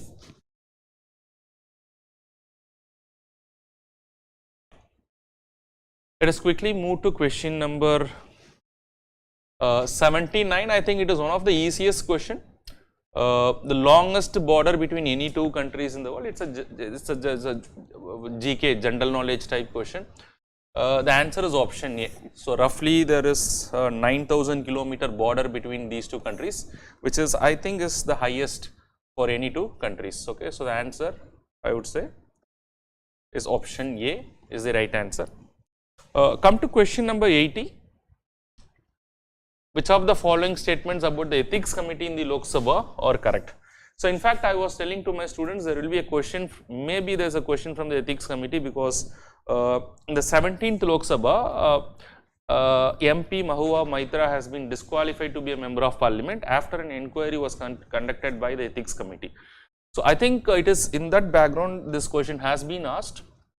So before I solve this particular question, if you look into the ethics committee, there was no ethics committee in the Lok Sabha till 2000. It was only in the year 2000, the ethics committee in the 13th Lok Sabha, it came into part of it. And when the ethics committee was brought as a part of Lok Sabha, it was just an ad hoc committee. It was not a permanent committee, it was just an ad hoc committee, a temporary committee. But however, if you see the existence of the ethics committee has been in the Rajya Sabha starting 1977, but in Lok Sabha only in 2000. But after 2015, today the Lok Sabha Ethics Committee has become a permanent committee. It has become a standing committee. And there are few rules that has been formulated under the Lok Sabha. You know that the Lok Sabha speaker can make rules with regard to all those things. As per the rules today, not just the member of Lok Sabha, any person for that matter can also file complaint against any member of Lok Sabha. In fact, if there is any unethical conduct, because the very purpose of this ethics committee is to see whether the conduct of the members of the parliament has been ethical or not. So here you can just look into the statement with the information that I told. Initially it was an ad hoc committee, yes, initially, but today it is not an ad hoc committee. Initially the statement is true. Only a member of Lok Sabha can make a complaint relating to the unethical conduct of a member of the Lok Sabha. No. As I said, it can be a member or it can be any person.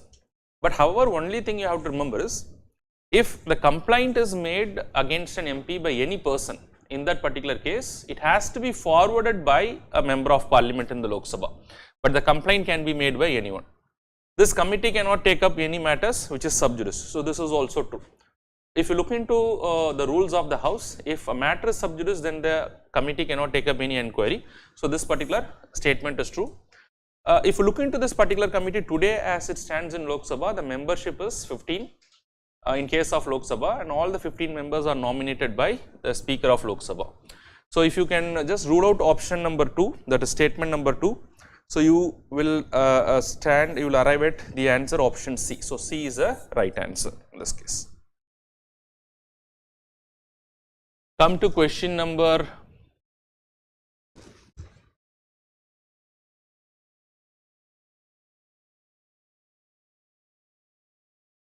which question? Just give me a moment. Okay, so what did we see?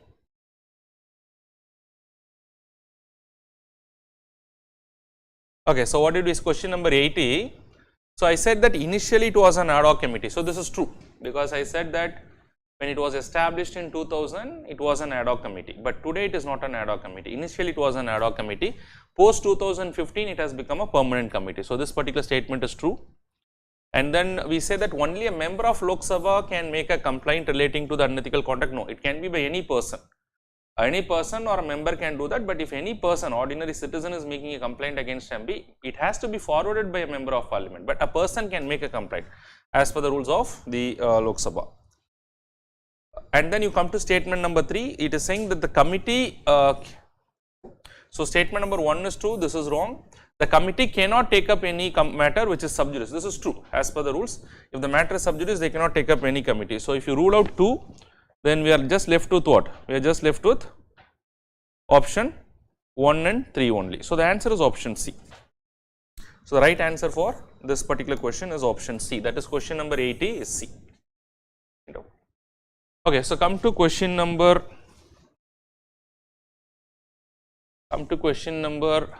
81. So 81 is again a very good question, which is again a part of polity as well as current affairs. So the question is, consider the following statements regarding the Nari Shakti Vandan Adi Niyam. I think this is the Hindi version of what is the Women Reservation Act, which was introduced in 2023. It has become an act also, Women Reservation Act 2023. So if you see the major objectives of this act, just give me a moment. The major objectives of this act is to enable reservation to women, because the representation of women in the Lok Sabha as well as in the state legislature has been less. So to enable that, this bill has been brought in, which now gives 1/3 of reservation to women in the Lok Sabha, in the legislative assemblies of all the states, and also the national capital territory of Delhi. That is what the bill says. And if you look into the provisions of this particular bill, the bill will not come, now it has been notified, the bill has already become an act. But if you look into the provisions of the bill, this act will have a life of 15 years, not just after the act has notified, but only when it is commencing. So the bill also states, the act also states when it will come into force. It will come into force only after the first census is published, after the act is notified, only after the first census is published, not only the first census is published, and then a delimitation has been done after the first census, after this act comes into force. Now, if you look into all these information, now let me just solve this one by one. First, let me go into this particular part, this statement number 3. There is a provision for reservation of seats for the scheduled caste women within the quota reserved for the scheduled caste. So, that is true. Already there is a reservation which is given to the scheduled caste in the Lok Sabha, in the state legislature, which is proportionate to their population. So, now this 1/3 reservation, there is a sub quota within that. So, this is true. The provision will come into effect from 18th Lok Sabha. It is most likely to come into effect from the 18th Lok Sabha, because today the 18th Lok Sabha will have a term from 2024 to 2029. That is the term of the 18th Lok Sabha. So, assuming that the 18th Lok Sabha will be there till 2029, the census are likely to be published sooner, and the delimitations are likely to happen after 2026. Now, 2026 and after that, once the delimitation exercise happens, then the act will commence. So, before that the act will not commence. So, I would say this is to be true, and then if you come to statement 2, this will be in force for 15 years after becoming an act. No, the 106th Constitutional Amendment Act already has become an act, but the life of this provision is not after it becomes an act, after the act commences. That is what is more important. So, the act is going to commence only after the census is published, and post census the delimitation exercise is happening, and then subsequently it will have a life of 15 years, which may be further extended by an act of parliament. So, just because it is saying that this will be in force for 15 years, so this may be considered to be wrong. So, the right answer I would say is it is 1 and 3 only. So, I would say the right answer is option D. D is the right answer here.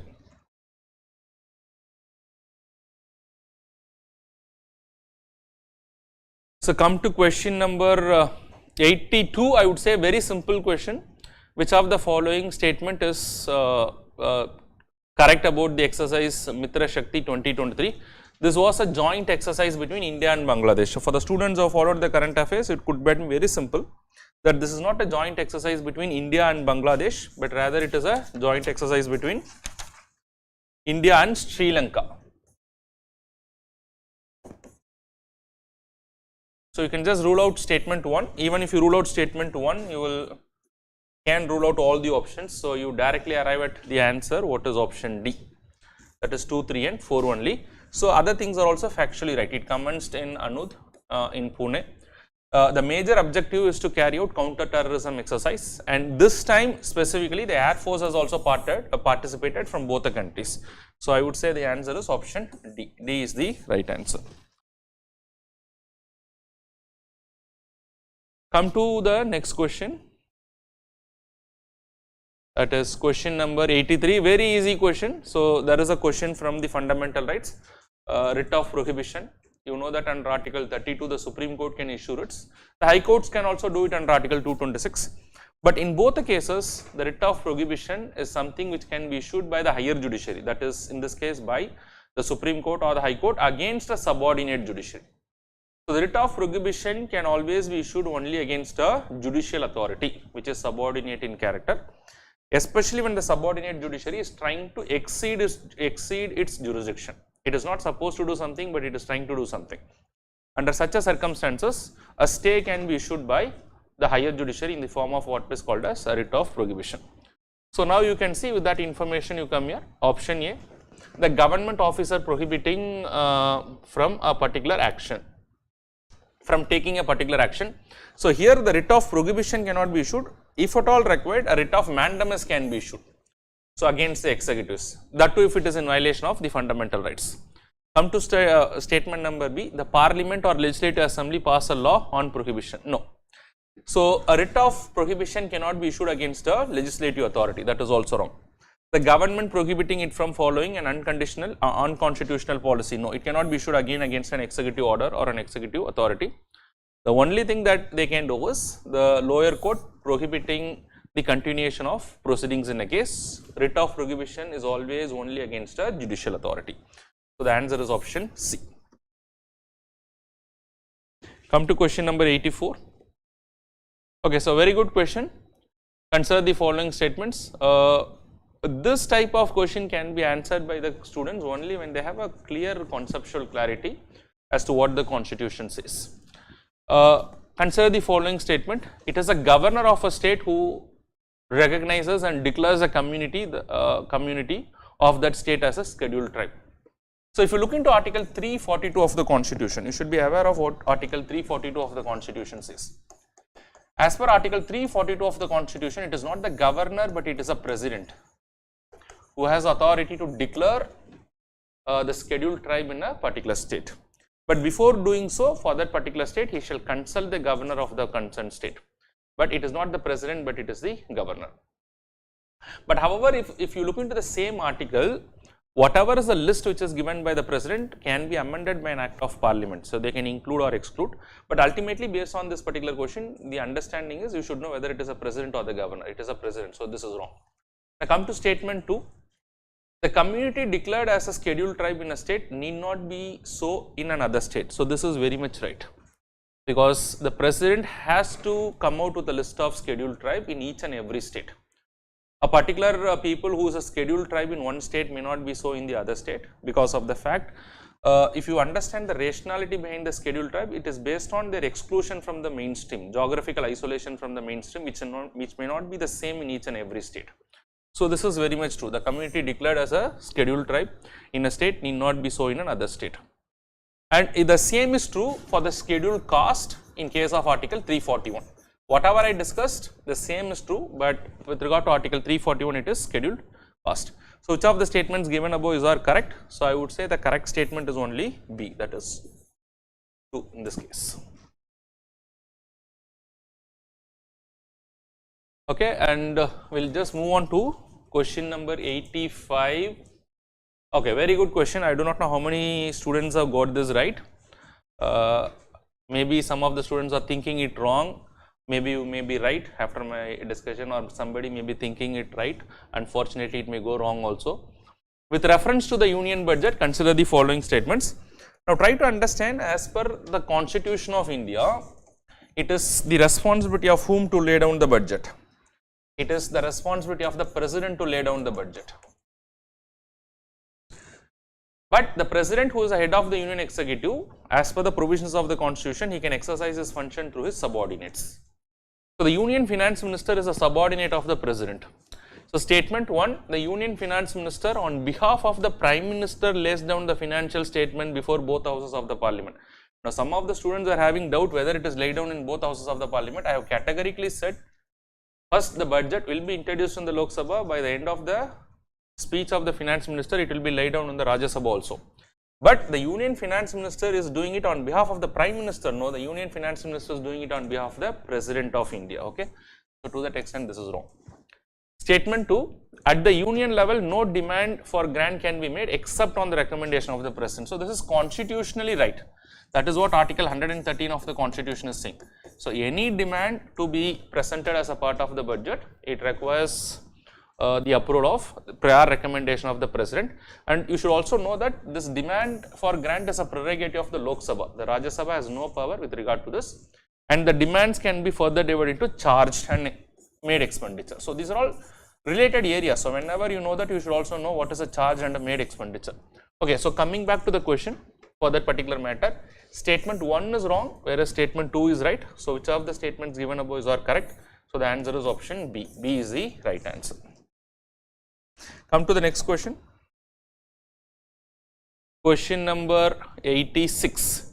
I think which is a very simple question which was there in the current affairs. Which of the following is, who of the following is the author of the books The Indian Way and Why Bharat Matters? So both has been done by the present as well as the past, the earlier External Affairs Minister, Mr. Subramaniam Jaishankar. So the answer is option D. There is no doubt in this regard. His answer is option D. So I'll just pass on, I'll complete it. Okay. So we'll have got few more questions. I'll complete that also, and then I'll pass it on again to okay, so the remaining questions which is related to polity, I think so I'll just discuss few more questions in polity, then I'll pass it on to Santosh Sir again. Okay, so come to question number 93. So that is why I said that most of the questions this year has come from the legislature part. So it has got a line share. So come to question number 93 with reference to the speaker. So these are all very conventional areas. UPSC has asked questions a number of times in these areas. With reference to the speaker of Lok Sabha, consider the following statements while a resolution for his removal of speaker of the Lok Sabha is under consideration. Now, whenever a resolution introduced, you know that the speaker can be removed from the office. He can be removed by a resolution that is passed by effective majority. So, whenever such a resolution is introduced, he or she shall not preside. So, this is definitely true. So, when his resolution is there for his removal, how can he preside? Either the deputy speaker or somebody else have to preside, but definitely not the speaker. He or she shall not have the right to speak. As per the Constitution of India, whenever a resolution is introduced to remove the speaker or for the matter the deputy speaker, they have the right to speak in the house. So, when you say that they do not have the right to speak, this is definitely wrong. He or she shall not be entitled to vote on the resolution in the first instance. So, this is something that you have to remember. While somebody is presiding as a speaker, try to understand, when somebody is presiding as a speaker, the general rule is they do not have any right to vote in the first instance. They can vote only in case of equality of votes, or what they can do is only casting vote. But however, when a motion is introduced or a resolution is introduced for his own removal, and when he is not presiding over the house, he has a right to speak and he has a right to vote in the such resolution in the first instance. Okay. So, when you say that he shall not be entitled to vote on the resolution in the first instance, so this is definitely wrong. Okay. So, he or she shall have the right to vote. Which of the statements given above are correct? So, the answer is option A. So, A is the right answer.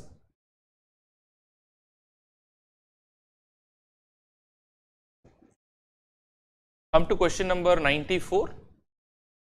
With reference to Indian Parliament, consider the following statements. Again, this is one area I have been repeatedly telling to all my students.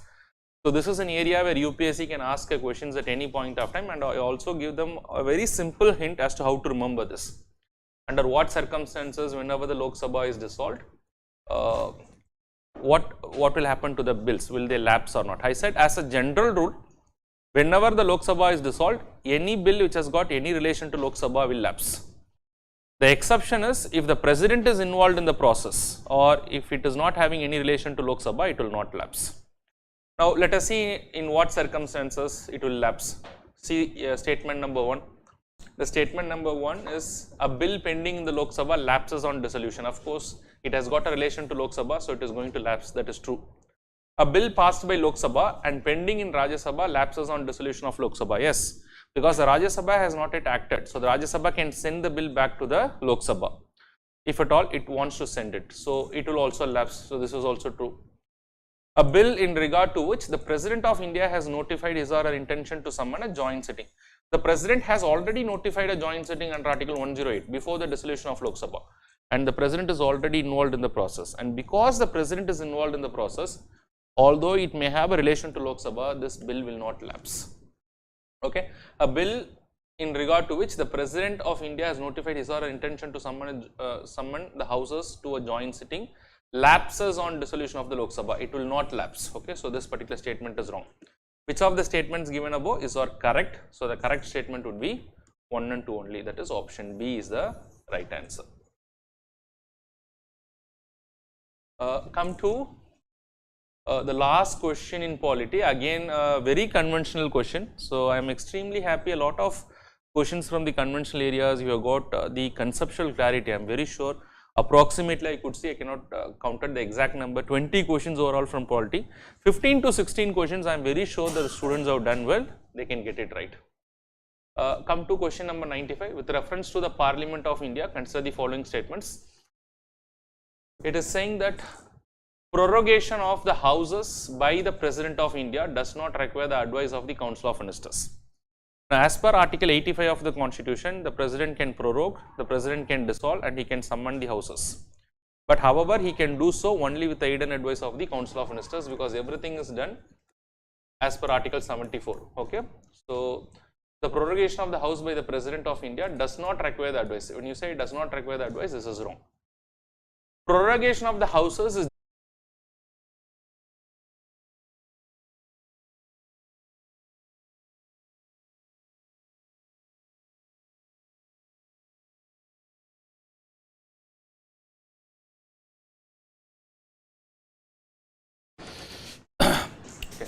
Uh, Dear students, sorry for apologies for the interruption. There's an unexpected and unfortunate cut in the power supply.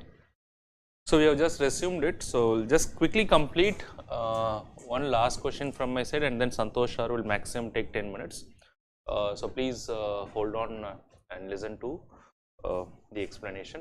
So question number 95, I just started it. Let me just go through the question again. With reference to the Parliament of India, consider the following statements. Statement 1, prorogation of the houses by the President of India does not require the advice of the Council of Ministers. This is wrong. So when you say it does not require, because it can be done only on the aid and advice of the Council of Ministers. Statement 2, the prorogation of the houses is generally done after the house is adjourned sine die. This is true. The adjourned sine die or adjournment sine die is usually done by the presiding officer. After all the business in the house is over in a particular session, he gives an indefinite break to the house, and after that the presiding officer, after that the president will prorogue the house. But here it is saying, but there is no bar for the President of India prorogating the house which is in session. That can also possible, provided the Council of Ministers give the aid and advice. Okay, so this is definitely true. So it normally happens after adjournment sine die, but if there is a recommendation which is given by the Council of Ministers, even without that also it can be done. Dissolution of the Lok Sabha is done by the President of India, who save in exceptional circumstances. That means except in the exceptional circumstances, does so on the advice of the Council of Ministers. This is also true. That means normally he dissolves the Lok Sabha based on the aid and advice of the Council of Ministers.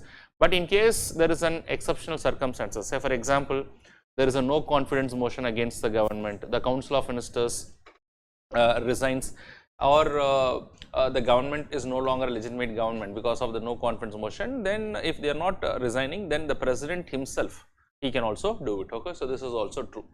So I would say statement 1 is wrong, statement 2 and 3 are right. So I would say the answer is option C. C is the right answer here. So with that I am done with my part. So I'll just give the baton back to Santosh Sir, who will carry with the other questions. Please, sir.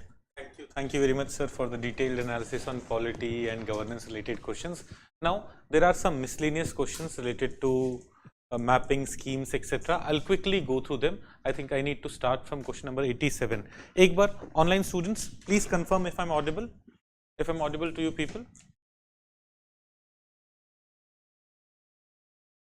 Online students, please just write a yes in the comment box if I am clearly audible and visible to you people.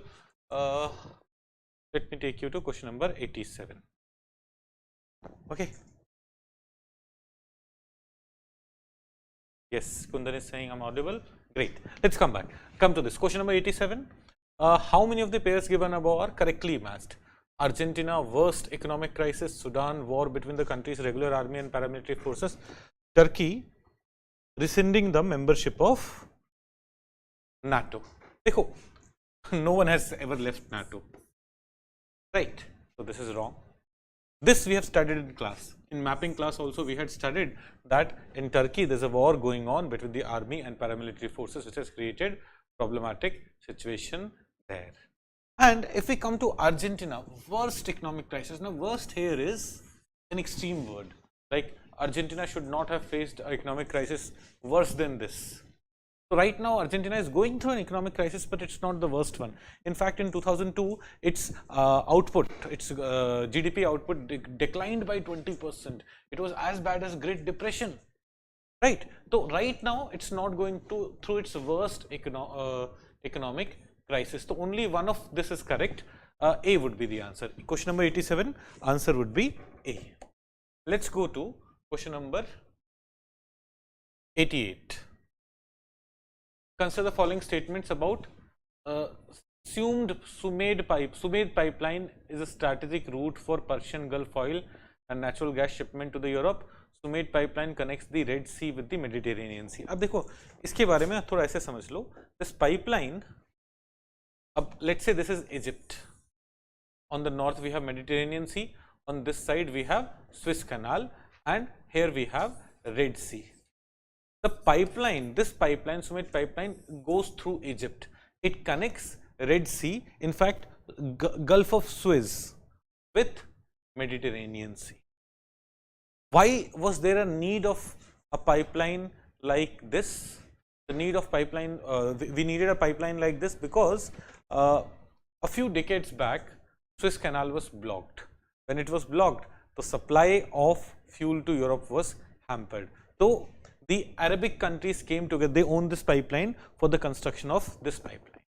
Okay, now if we come to the question, Sumed pipeline is the strategic route for Persian Gulf oil and natural gas shipment. अब देखो, it is connecting Red Sea to Mediterranean Sea. Persian Gulf is like, अगर हम यहाँ पे ये Arabian Peninsula बनाते हैं, Persian Gulf is on this side, right? But where is the oil coming from? Most of the oil is coming from Qatar, Kuwait, Iran also. Right now, Iran is not supplying a lot of oil to this Europe, but in general, oil comes from Persian Gulf region. It goes through Red Sea, goes through Suez Canal, but Suez Canal sometimes can be problematic, and at that time, it needs to go through the Sumed pipeline. Okay, so one is correct. Sumed pipeline connects Red Sea with the Mediterranean Sea. अब देखो, it connects Gulf of Suez. Gulf of Suez is part of Red Sea, so it connects Red Sea with the Mediterranean Sea. Now both are correct. Both are correct. अब इसमें debate हो सकता है कि is it the correct explanation? अब correct explanation, exactly correct explanation would be Suez Canal is a choke point and it provides an alternative route. That is the correct explanation, right? It is connecting Red Sea with the Mediterranean Sea is also kind of correct because it is in a way providing you alternative route, route alternative to Suez Canal. Okay, so answer can be A, but again, because it's not the exact reason, answer given by UPSC may also be B. So A or B may simple. If I have to answer this, I would have answered it A, but again, there is not a clear-cut correlation, so answer could be B also. Now let's come to 89. The Red Sea receives very little precipitation in any form. When we studied Red Sea, we saw that Red Sea ke case mein, in case of Red Sea, it's located in a region where rainfall is very, very less. When rainfall is less, the salinity level here is very high because it gets a lot of sunlight, there is a lot of evaporation and salt is left behind. So first statement, Red Sea receives very little precipitation in any form is correct. Statement 1 is correct. Now statement 2 is a very extreme statement. No water enters the Red Sea from rivers. No major river flows into Red Sea, that is true. But smaller rivers, smaller streams, temporary non-perennial streams do flow through it. Red Sea काफी बड़ा है, right? Therefore, this is an extreme statement. This is wrong. Answer would be A. 89 में answer would be A. Okay, let's go to 90. According to Environment Protection Agency, which of the following is the largest source of sulfur dioxide emission? हमने एक class में बहुत detail में पढ़ा है. Sulphur dioxide emission सबसे ज़्यादा कहाँ से होता है? Coal based power plant से. Burning of coal is the biggest reason for SO2 emission. तो यहाँ पे क्या है? Power plant using fossil fuel is the most important reason because we are burning most of our coal where? In our power plants. So 90 में question number 90 answer is D. Let's go to 91. साहिल हमने detail में class में पढ़ा है. In the entire region we spoke about many challenges, many coup taking place in that region. There is instability and worsening security situation in the Sahel region. Yes, there have been military takeovers, coup d'etat in the several countries of Sahel region in the recent past. In fact, we had given a screenshot of a image from Hindu where in every country what is the problem being faced, what kind of coup is taking place, when the coup took place. We spoke about that. So both 1 and 2 are correct and 2 is the correct explanation of 1. Answer would be A. 91 answer would be A. Let's go to 92. Now statement 1, India does not import apples from United States of America. This is wrong. Like आप कई बार जब apples खरीदने जाते हो वो ये होता है कि ये apple अमेरिका से आया है. In fact, in 2024, the import of apples from America has increased. For this reason, in February, March, it was in news. So American exporters were very happy, right? So India does not import apple from United States. वो गलत हो जाता है. If that is wrong, you're left with only one answer D because statement 1 is wrong, is only there in D, and 2 is obviously correct. India may any GM crop that gets into India, it has to be approved. Without approval it won't be allowed. To answer, what is the answer for 92? D. Now 93, 94, 95 Sir has already discussed, Babu Sir has discussed. Let's go to 96. The European Parliament approved the Net Zero Industry Act recently. Yes, in April, May they have approved Net Zero Industry Act. Abhi, very recently. Now, what is, now you may say कि sir हमने पढ़ा नहीं, fine. But जो हमने पढ़ा है ना उससे क्वेश्चन हो सकता है. What have we studied? We have studied that European Union का net zero target कब का है? 2050. European Union wants to achieve net zero by 2050, and the second statement says European Union intends to achieve carbon neutrality by 2040. This is wrong. If this is wrong, statement 1 is correct, but statement 2 is wrong. This is the only place, see, where statement 2 is wrong. So 1 is correct, 2 is wrong. What is Net Zero Industry Act about then? Net Zero Industry Act is about technologies.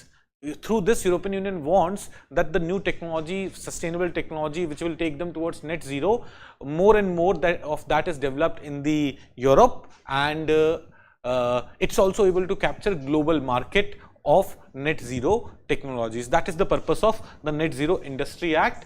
It is supposed to achieve net neutrality by 2050 and not by 2040. That's why statement 2 is wrong. So 1 is correct, 2 is wrong. C is the answer. C for cat. 96. Let's go to 97. Now, Venezuela has achieved a rapid recovery from its economic crisis and succeeded in preventing its people from fleeing, emigrating to other countries. अब देखो, you may not know कि recently उसने economic crisis से बाहर आया है या नहीं, but even if a country is not in economic crisis, do people not emigrate from it? यहाँ पे ये statement, preventing its people from emigrating to other countries. India is not in an economic crisis, but still a lot of people are emigrating.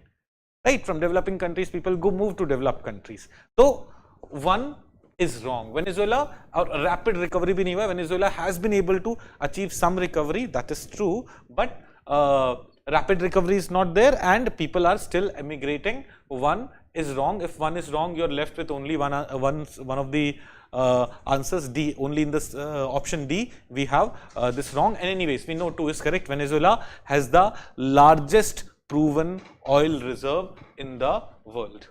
Okay, now let's go to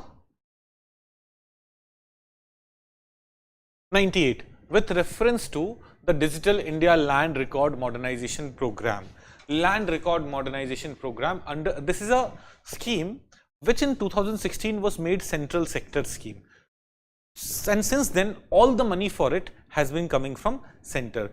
So center has been providing all the money for land record modernization program. So to implement the scheme, the central government provides 100% of the funding. Yes, because in 2016 it was made a central sector scheme. Under the scheme, cadastral maps are digitized. That is true. What are cadastral maps? Dekho, this kind of map will tell you the boundary line based on ownership by different individuals. कि ये खेत है, this part is owned, this part is one of the land, this part is another one of the land, different ownership. Those detailed maps are there, and by December 2023, more than 60% of the cadastral maps were already digitized. And one of the provisions of the scheme is that, देखो, at state level, many of these maps have been created, or many of the land records have been created in regional languages. This sometimes becomes difficult to manage. So under this initiative, under this land record digitization scheme, those things, those records are being converted into any of the 22 languages in the 8th schedule of the Indian Constitution. So an initiative has been undertaken to transliterate the records of rights from local language to any of the languages recognized by the Constitution of India. This is also true. So in this case, all 1, 2 and 3 are correct. Answer would be D. Answer would be D. Okay. Yogesh Kumar Prajapati is asking, please tell the book source for all subjects, please. देखो, Yogesh, most of these questions that, so we have not recommended many books. Most of these things you may have studied in Prelims Masters program. अगर आपने history, geography, polity, economy भी पढ़ा है हमसे, तो you may have studied it in Prelims Masters program or our GS Foundation program. We provide our own study material and that remains enough.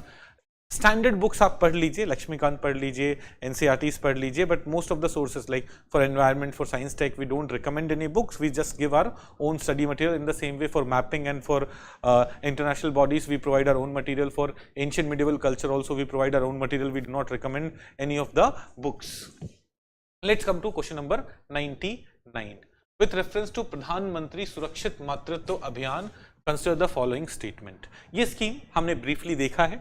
The scheme guarantees a minimum package of antenatal care services to women in their second and third trimester of the pregnancy. This is true and logical also. But ये part and 6 months post delivery health care service in any government health facility, this is not specifically mentioned under this scheme. After delivery, under Janani Suraksha Yojana, under National Health Mission, these kind of benefits are provided, but Pradhan Mantri Surakshit Matritva Abhiyan primarily focused on antenatal care, that is pre-birth care. So one becomes wrong. Under the scheme, private sector healthcare providers of certain specialities can volunteer to provide service at nearby government health facilities. So इस scheme के अंदर क्या है, 9th of every month is chosen for providing these services, and government is encouraging private service providers to volunteer on 9th of every month to do what? To help government hospital provide free services to free antenatal services to pregnant women.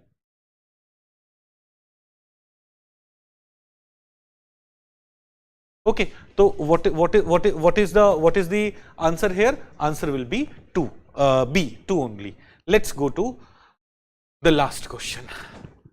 Last question with reference to Pradhan Mantri Shram Yogi Mandhan Yojana. अब देखो, you may be like श्रम योगी मानधन योजना, sir ये थोड़ा पुराना scheme है, अभी recently इसके सारे प्रोविजंस कैसे याद रहेंगे? नहीं रहेंगे, I agree, but let us use some common sense. Shram Yogi मानधन योजना किसके लिए था? अनऑर्गेनाइज सेक्टर के लिए पेंशन स्कीम है, we can know that, right? The entry age group for enrollment in the scheme is 21 to 40 years. Now tell me this, unorganized sector में legally when can we start working? We can start working at the age of 18, right? So why would it allow enrollment only from 21?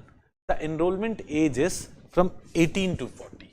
It is from 18 to 40, not from 21 to 40, and therefore this is wrong. Okay, then age specific contribution shall be made by the beneficiary. If you remember Shram Yogi Mandhan Yojana, उसमें एक चीज है, when you turn 60 you start getting 3,000 rupees of pension. Now for someone who's 40 years of age and for someone who's 20 years of age, for this person to start to get 3,000 rupees a month after he turns 60, he will have to make contribution for 20 years, and for this person he'll have to make contribution for 40 years. So obviously contribution per month made by this person would be lesser than contribution per month made by this person, and therefore this statement, each subscriber in the scheme shall receive a minimum pension of rupees 3,000 per month after, sorry, age specific contribution shall be made by the beneficiary. यहाँ पे age specific contribution would be there. Third, each subscriber under the scheme shall receive a minimum pension of rupees 3,000 per month after attaining the age of 60 years. This is true. This is one of the core ideas of the scheme कि everyone, like unorganized sector के workers को भी आप कोई pension scheme provide कर रहे हैं. Come to the fourth, family pension is applicable to spouse and unmarried daughter. Now, what is this family pension? Let's say I'm an unorganized sector worker. I turn 60 and then I pass away. In that case, will someone else get the pension? So yes, my spouse can get this pension, not anyone else. तो मेरे daughter के लिए, unmarried daughter के लिए, इसके लिए नहीं है. It is only for whom the pension, family pension may be given to my spouse, no one else. And that's why 4 is also wrong. So what is correct? 2 and 3 are correct. What is the answer? B is the answer. Question number 100 का answer would be B. Okay, so this is it for today. No, this is it in the discussion. Now many of you in the comment box have been asking what will be the cutoff, what will be the cutoff. See, we do not decide cutoff like this. We will do some more analysis, then we'll provide you an answer key. After that, you people will start giving your scores. उसके basis पे हम analysis करेंगे। अभी ऐसे देख के बोल दें कि 85 cut off, 90 cut off, this will all B random blind guess, and level up doesn't do that. We never do that. Okay, so rather than this, what I would want to speak about is कि कल से this time we are coming up with, after a lot of success of prelims masters program, I'm pretty sure many of you will clear preliminary examination with flying colors. We are also coming up with a mains masters program. In mains masters program, in 70 classes, we are going to cover entire GS1, GS2, GS3 and GS4. This is starting on 20th June, that is, it is starting on Thursday only. We will be putting some videos related to this very soon. इसके अलावा our target mains program is also starting. Target mains is our program for only GS2 and GS3. Here we will cover GS2 and GS3 thoroughly in 40 classes. Tomorrow you will have detailed video related to it. GS2 will be taken by Babu Sir, GS3 will be thoroughly taken by me, and in 40 classes we will finish entire GS2 and GS3 ka syllabus while writing. Here we'll write 3 to 4 answers in every class, so we'll write at least 120 to 160 answer and we'll have detailed discussion on it. Similarly, here we'll write from around 250 answers in class only.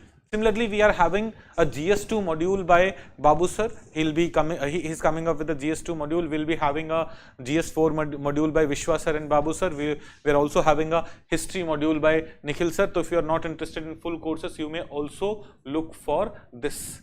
Okay, MS is asking 70 days or 70 classes. 70 classes in 70 days. We are having classes every day starting Thursday for mains masters program. By 1st of September, your entire GS 1, 2, 3, 4 would be completed. This classes would be in the evening, 5 PM to 8 PM. Generally, students ask me कि यार आपको हमें पढ़ना कैसे चाहिए mains examination के लिए. दो I'll talk more about these things in tomorrow and day after tomorrow's session. Today we just wanted to discuss the prelims paper, but in general 50% of your time should go to your optional subject and 50% of the time for rest of the subjects. So what we are saying is अपने 50% time जो आप GS 1, 2, 3, 4 के लिए देना चाह रहे हो, उसका आधा टाइम आप हमें 5 बजे से 8 बजे तक शाम को for next 70 days दीजिए. We will ensure that entire GS 1, 2, 3, 4 along with all the relevant current affairs, especially in the target mains program GS2 and GS3, all the relevant current affairs we will do. You will see, like you have studied with us, all of you have studied with us in prelims masters program, you have studied with us in target prelims program. There the situation was different. There is no well-defined syllabus, so we have to teach a lot of things. In mains classes will be very concise, very crisp, very precise, very to the point. Will give you 1-page notes for every topic, ensuring that you have something to revise you have something by which you will be quickly able to revise. So again, I'll come with more details on this in a video tomorrow. जब तक आप लोग all the very best to all of you. I'll wish you, I'll hope that all of you have done very well in this exam, and we'll see each other in the mains classes in the coming days. Okay, thank you very much. Thank you very much.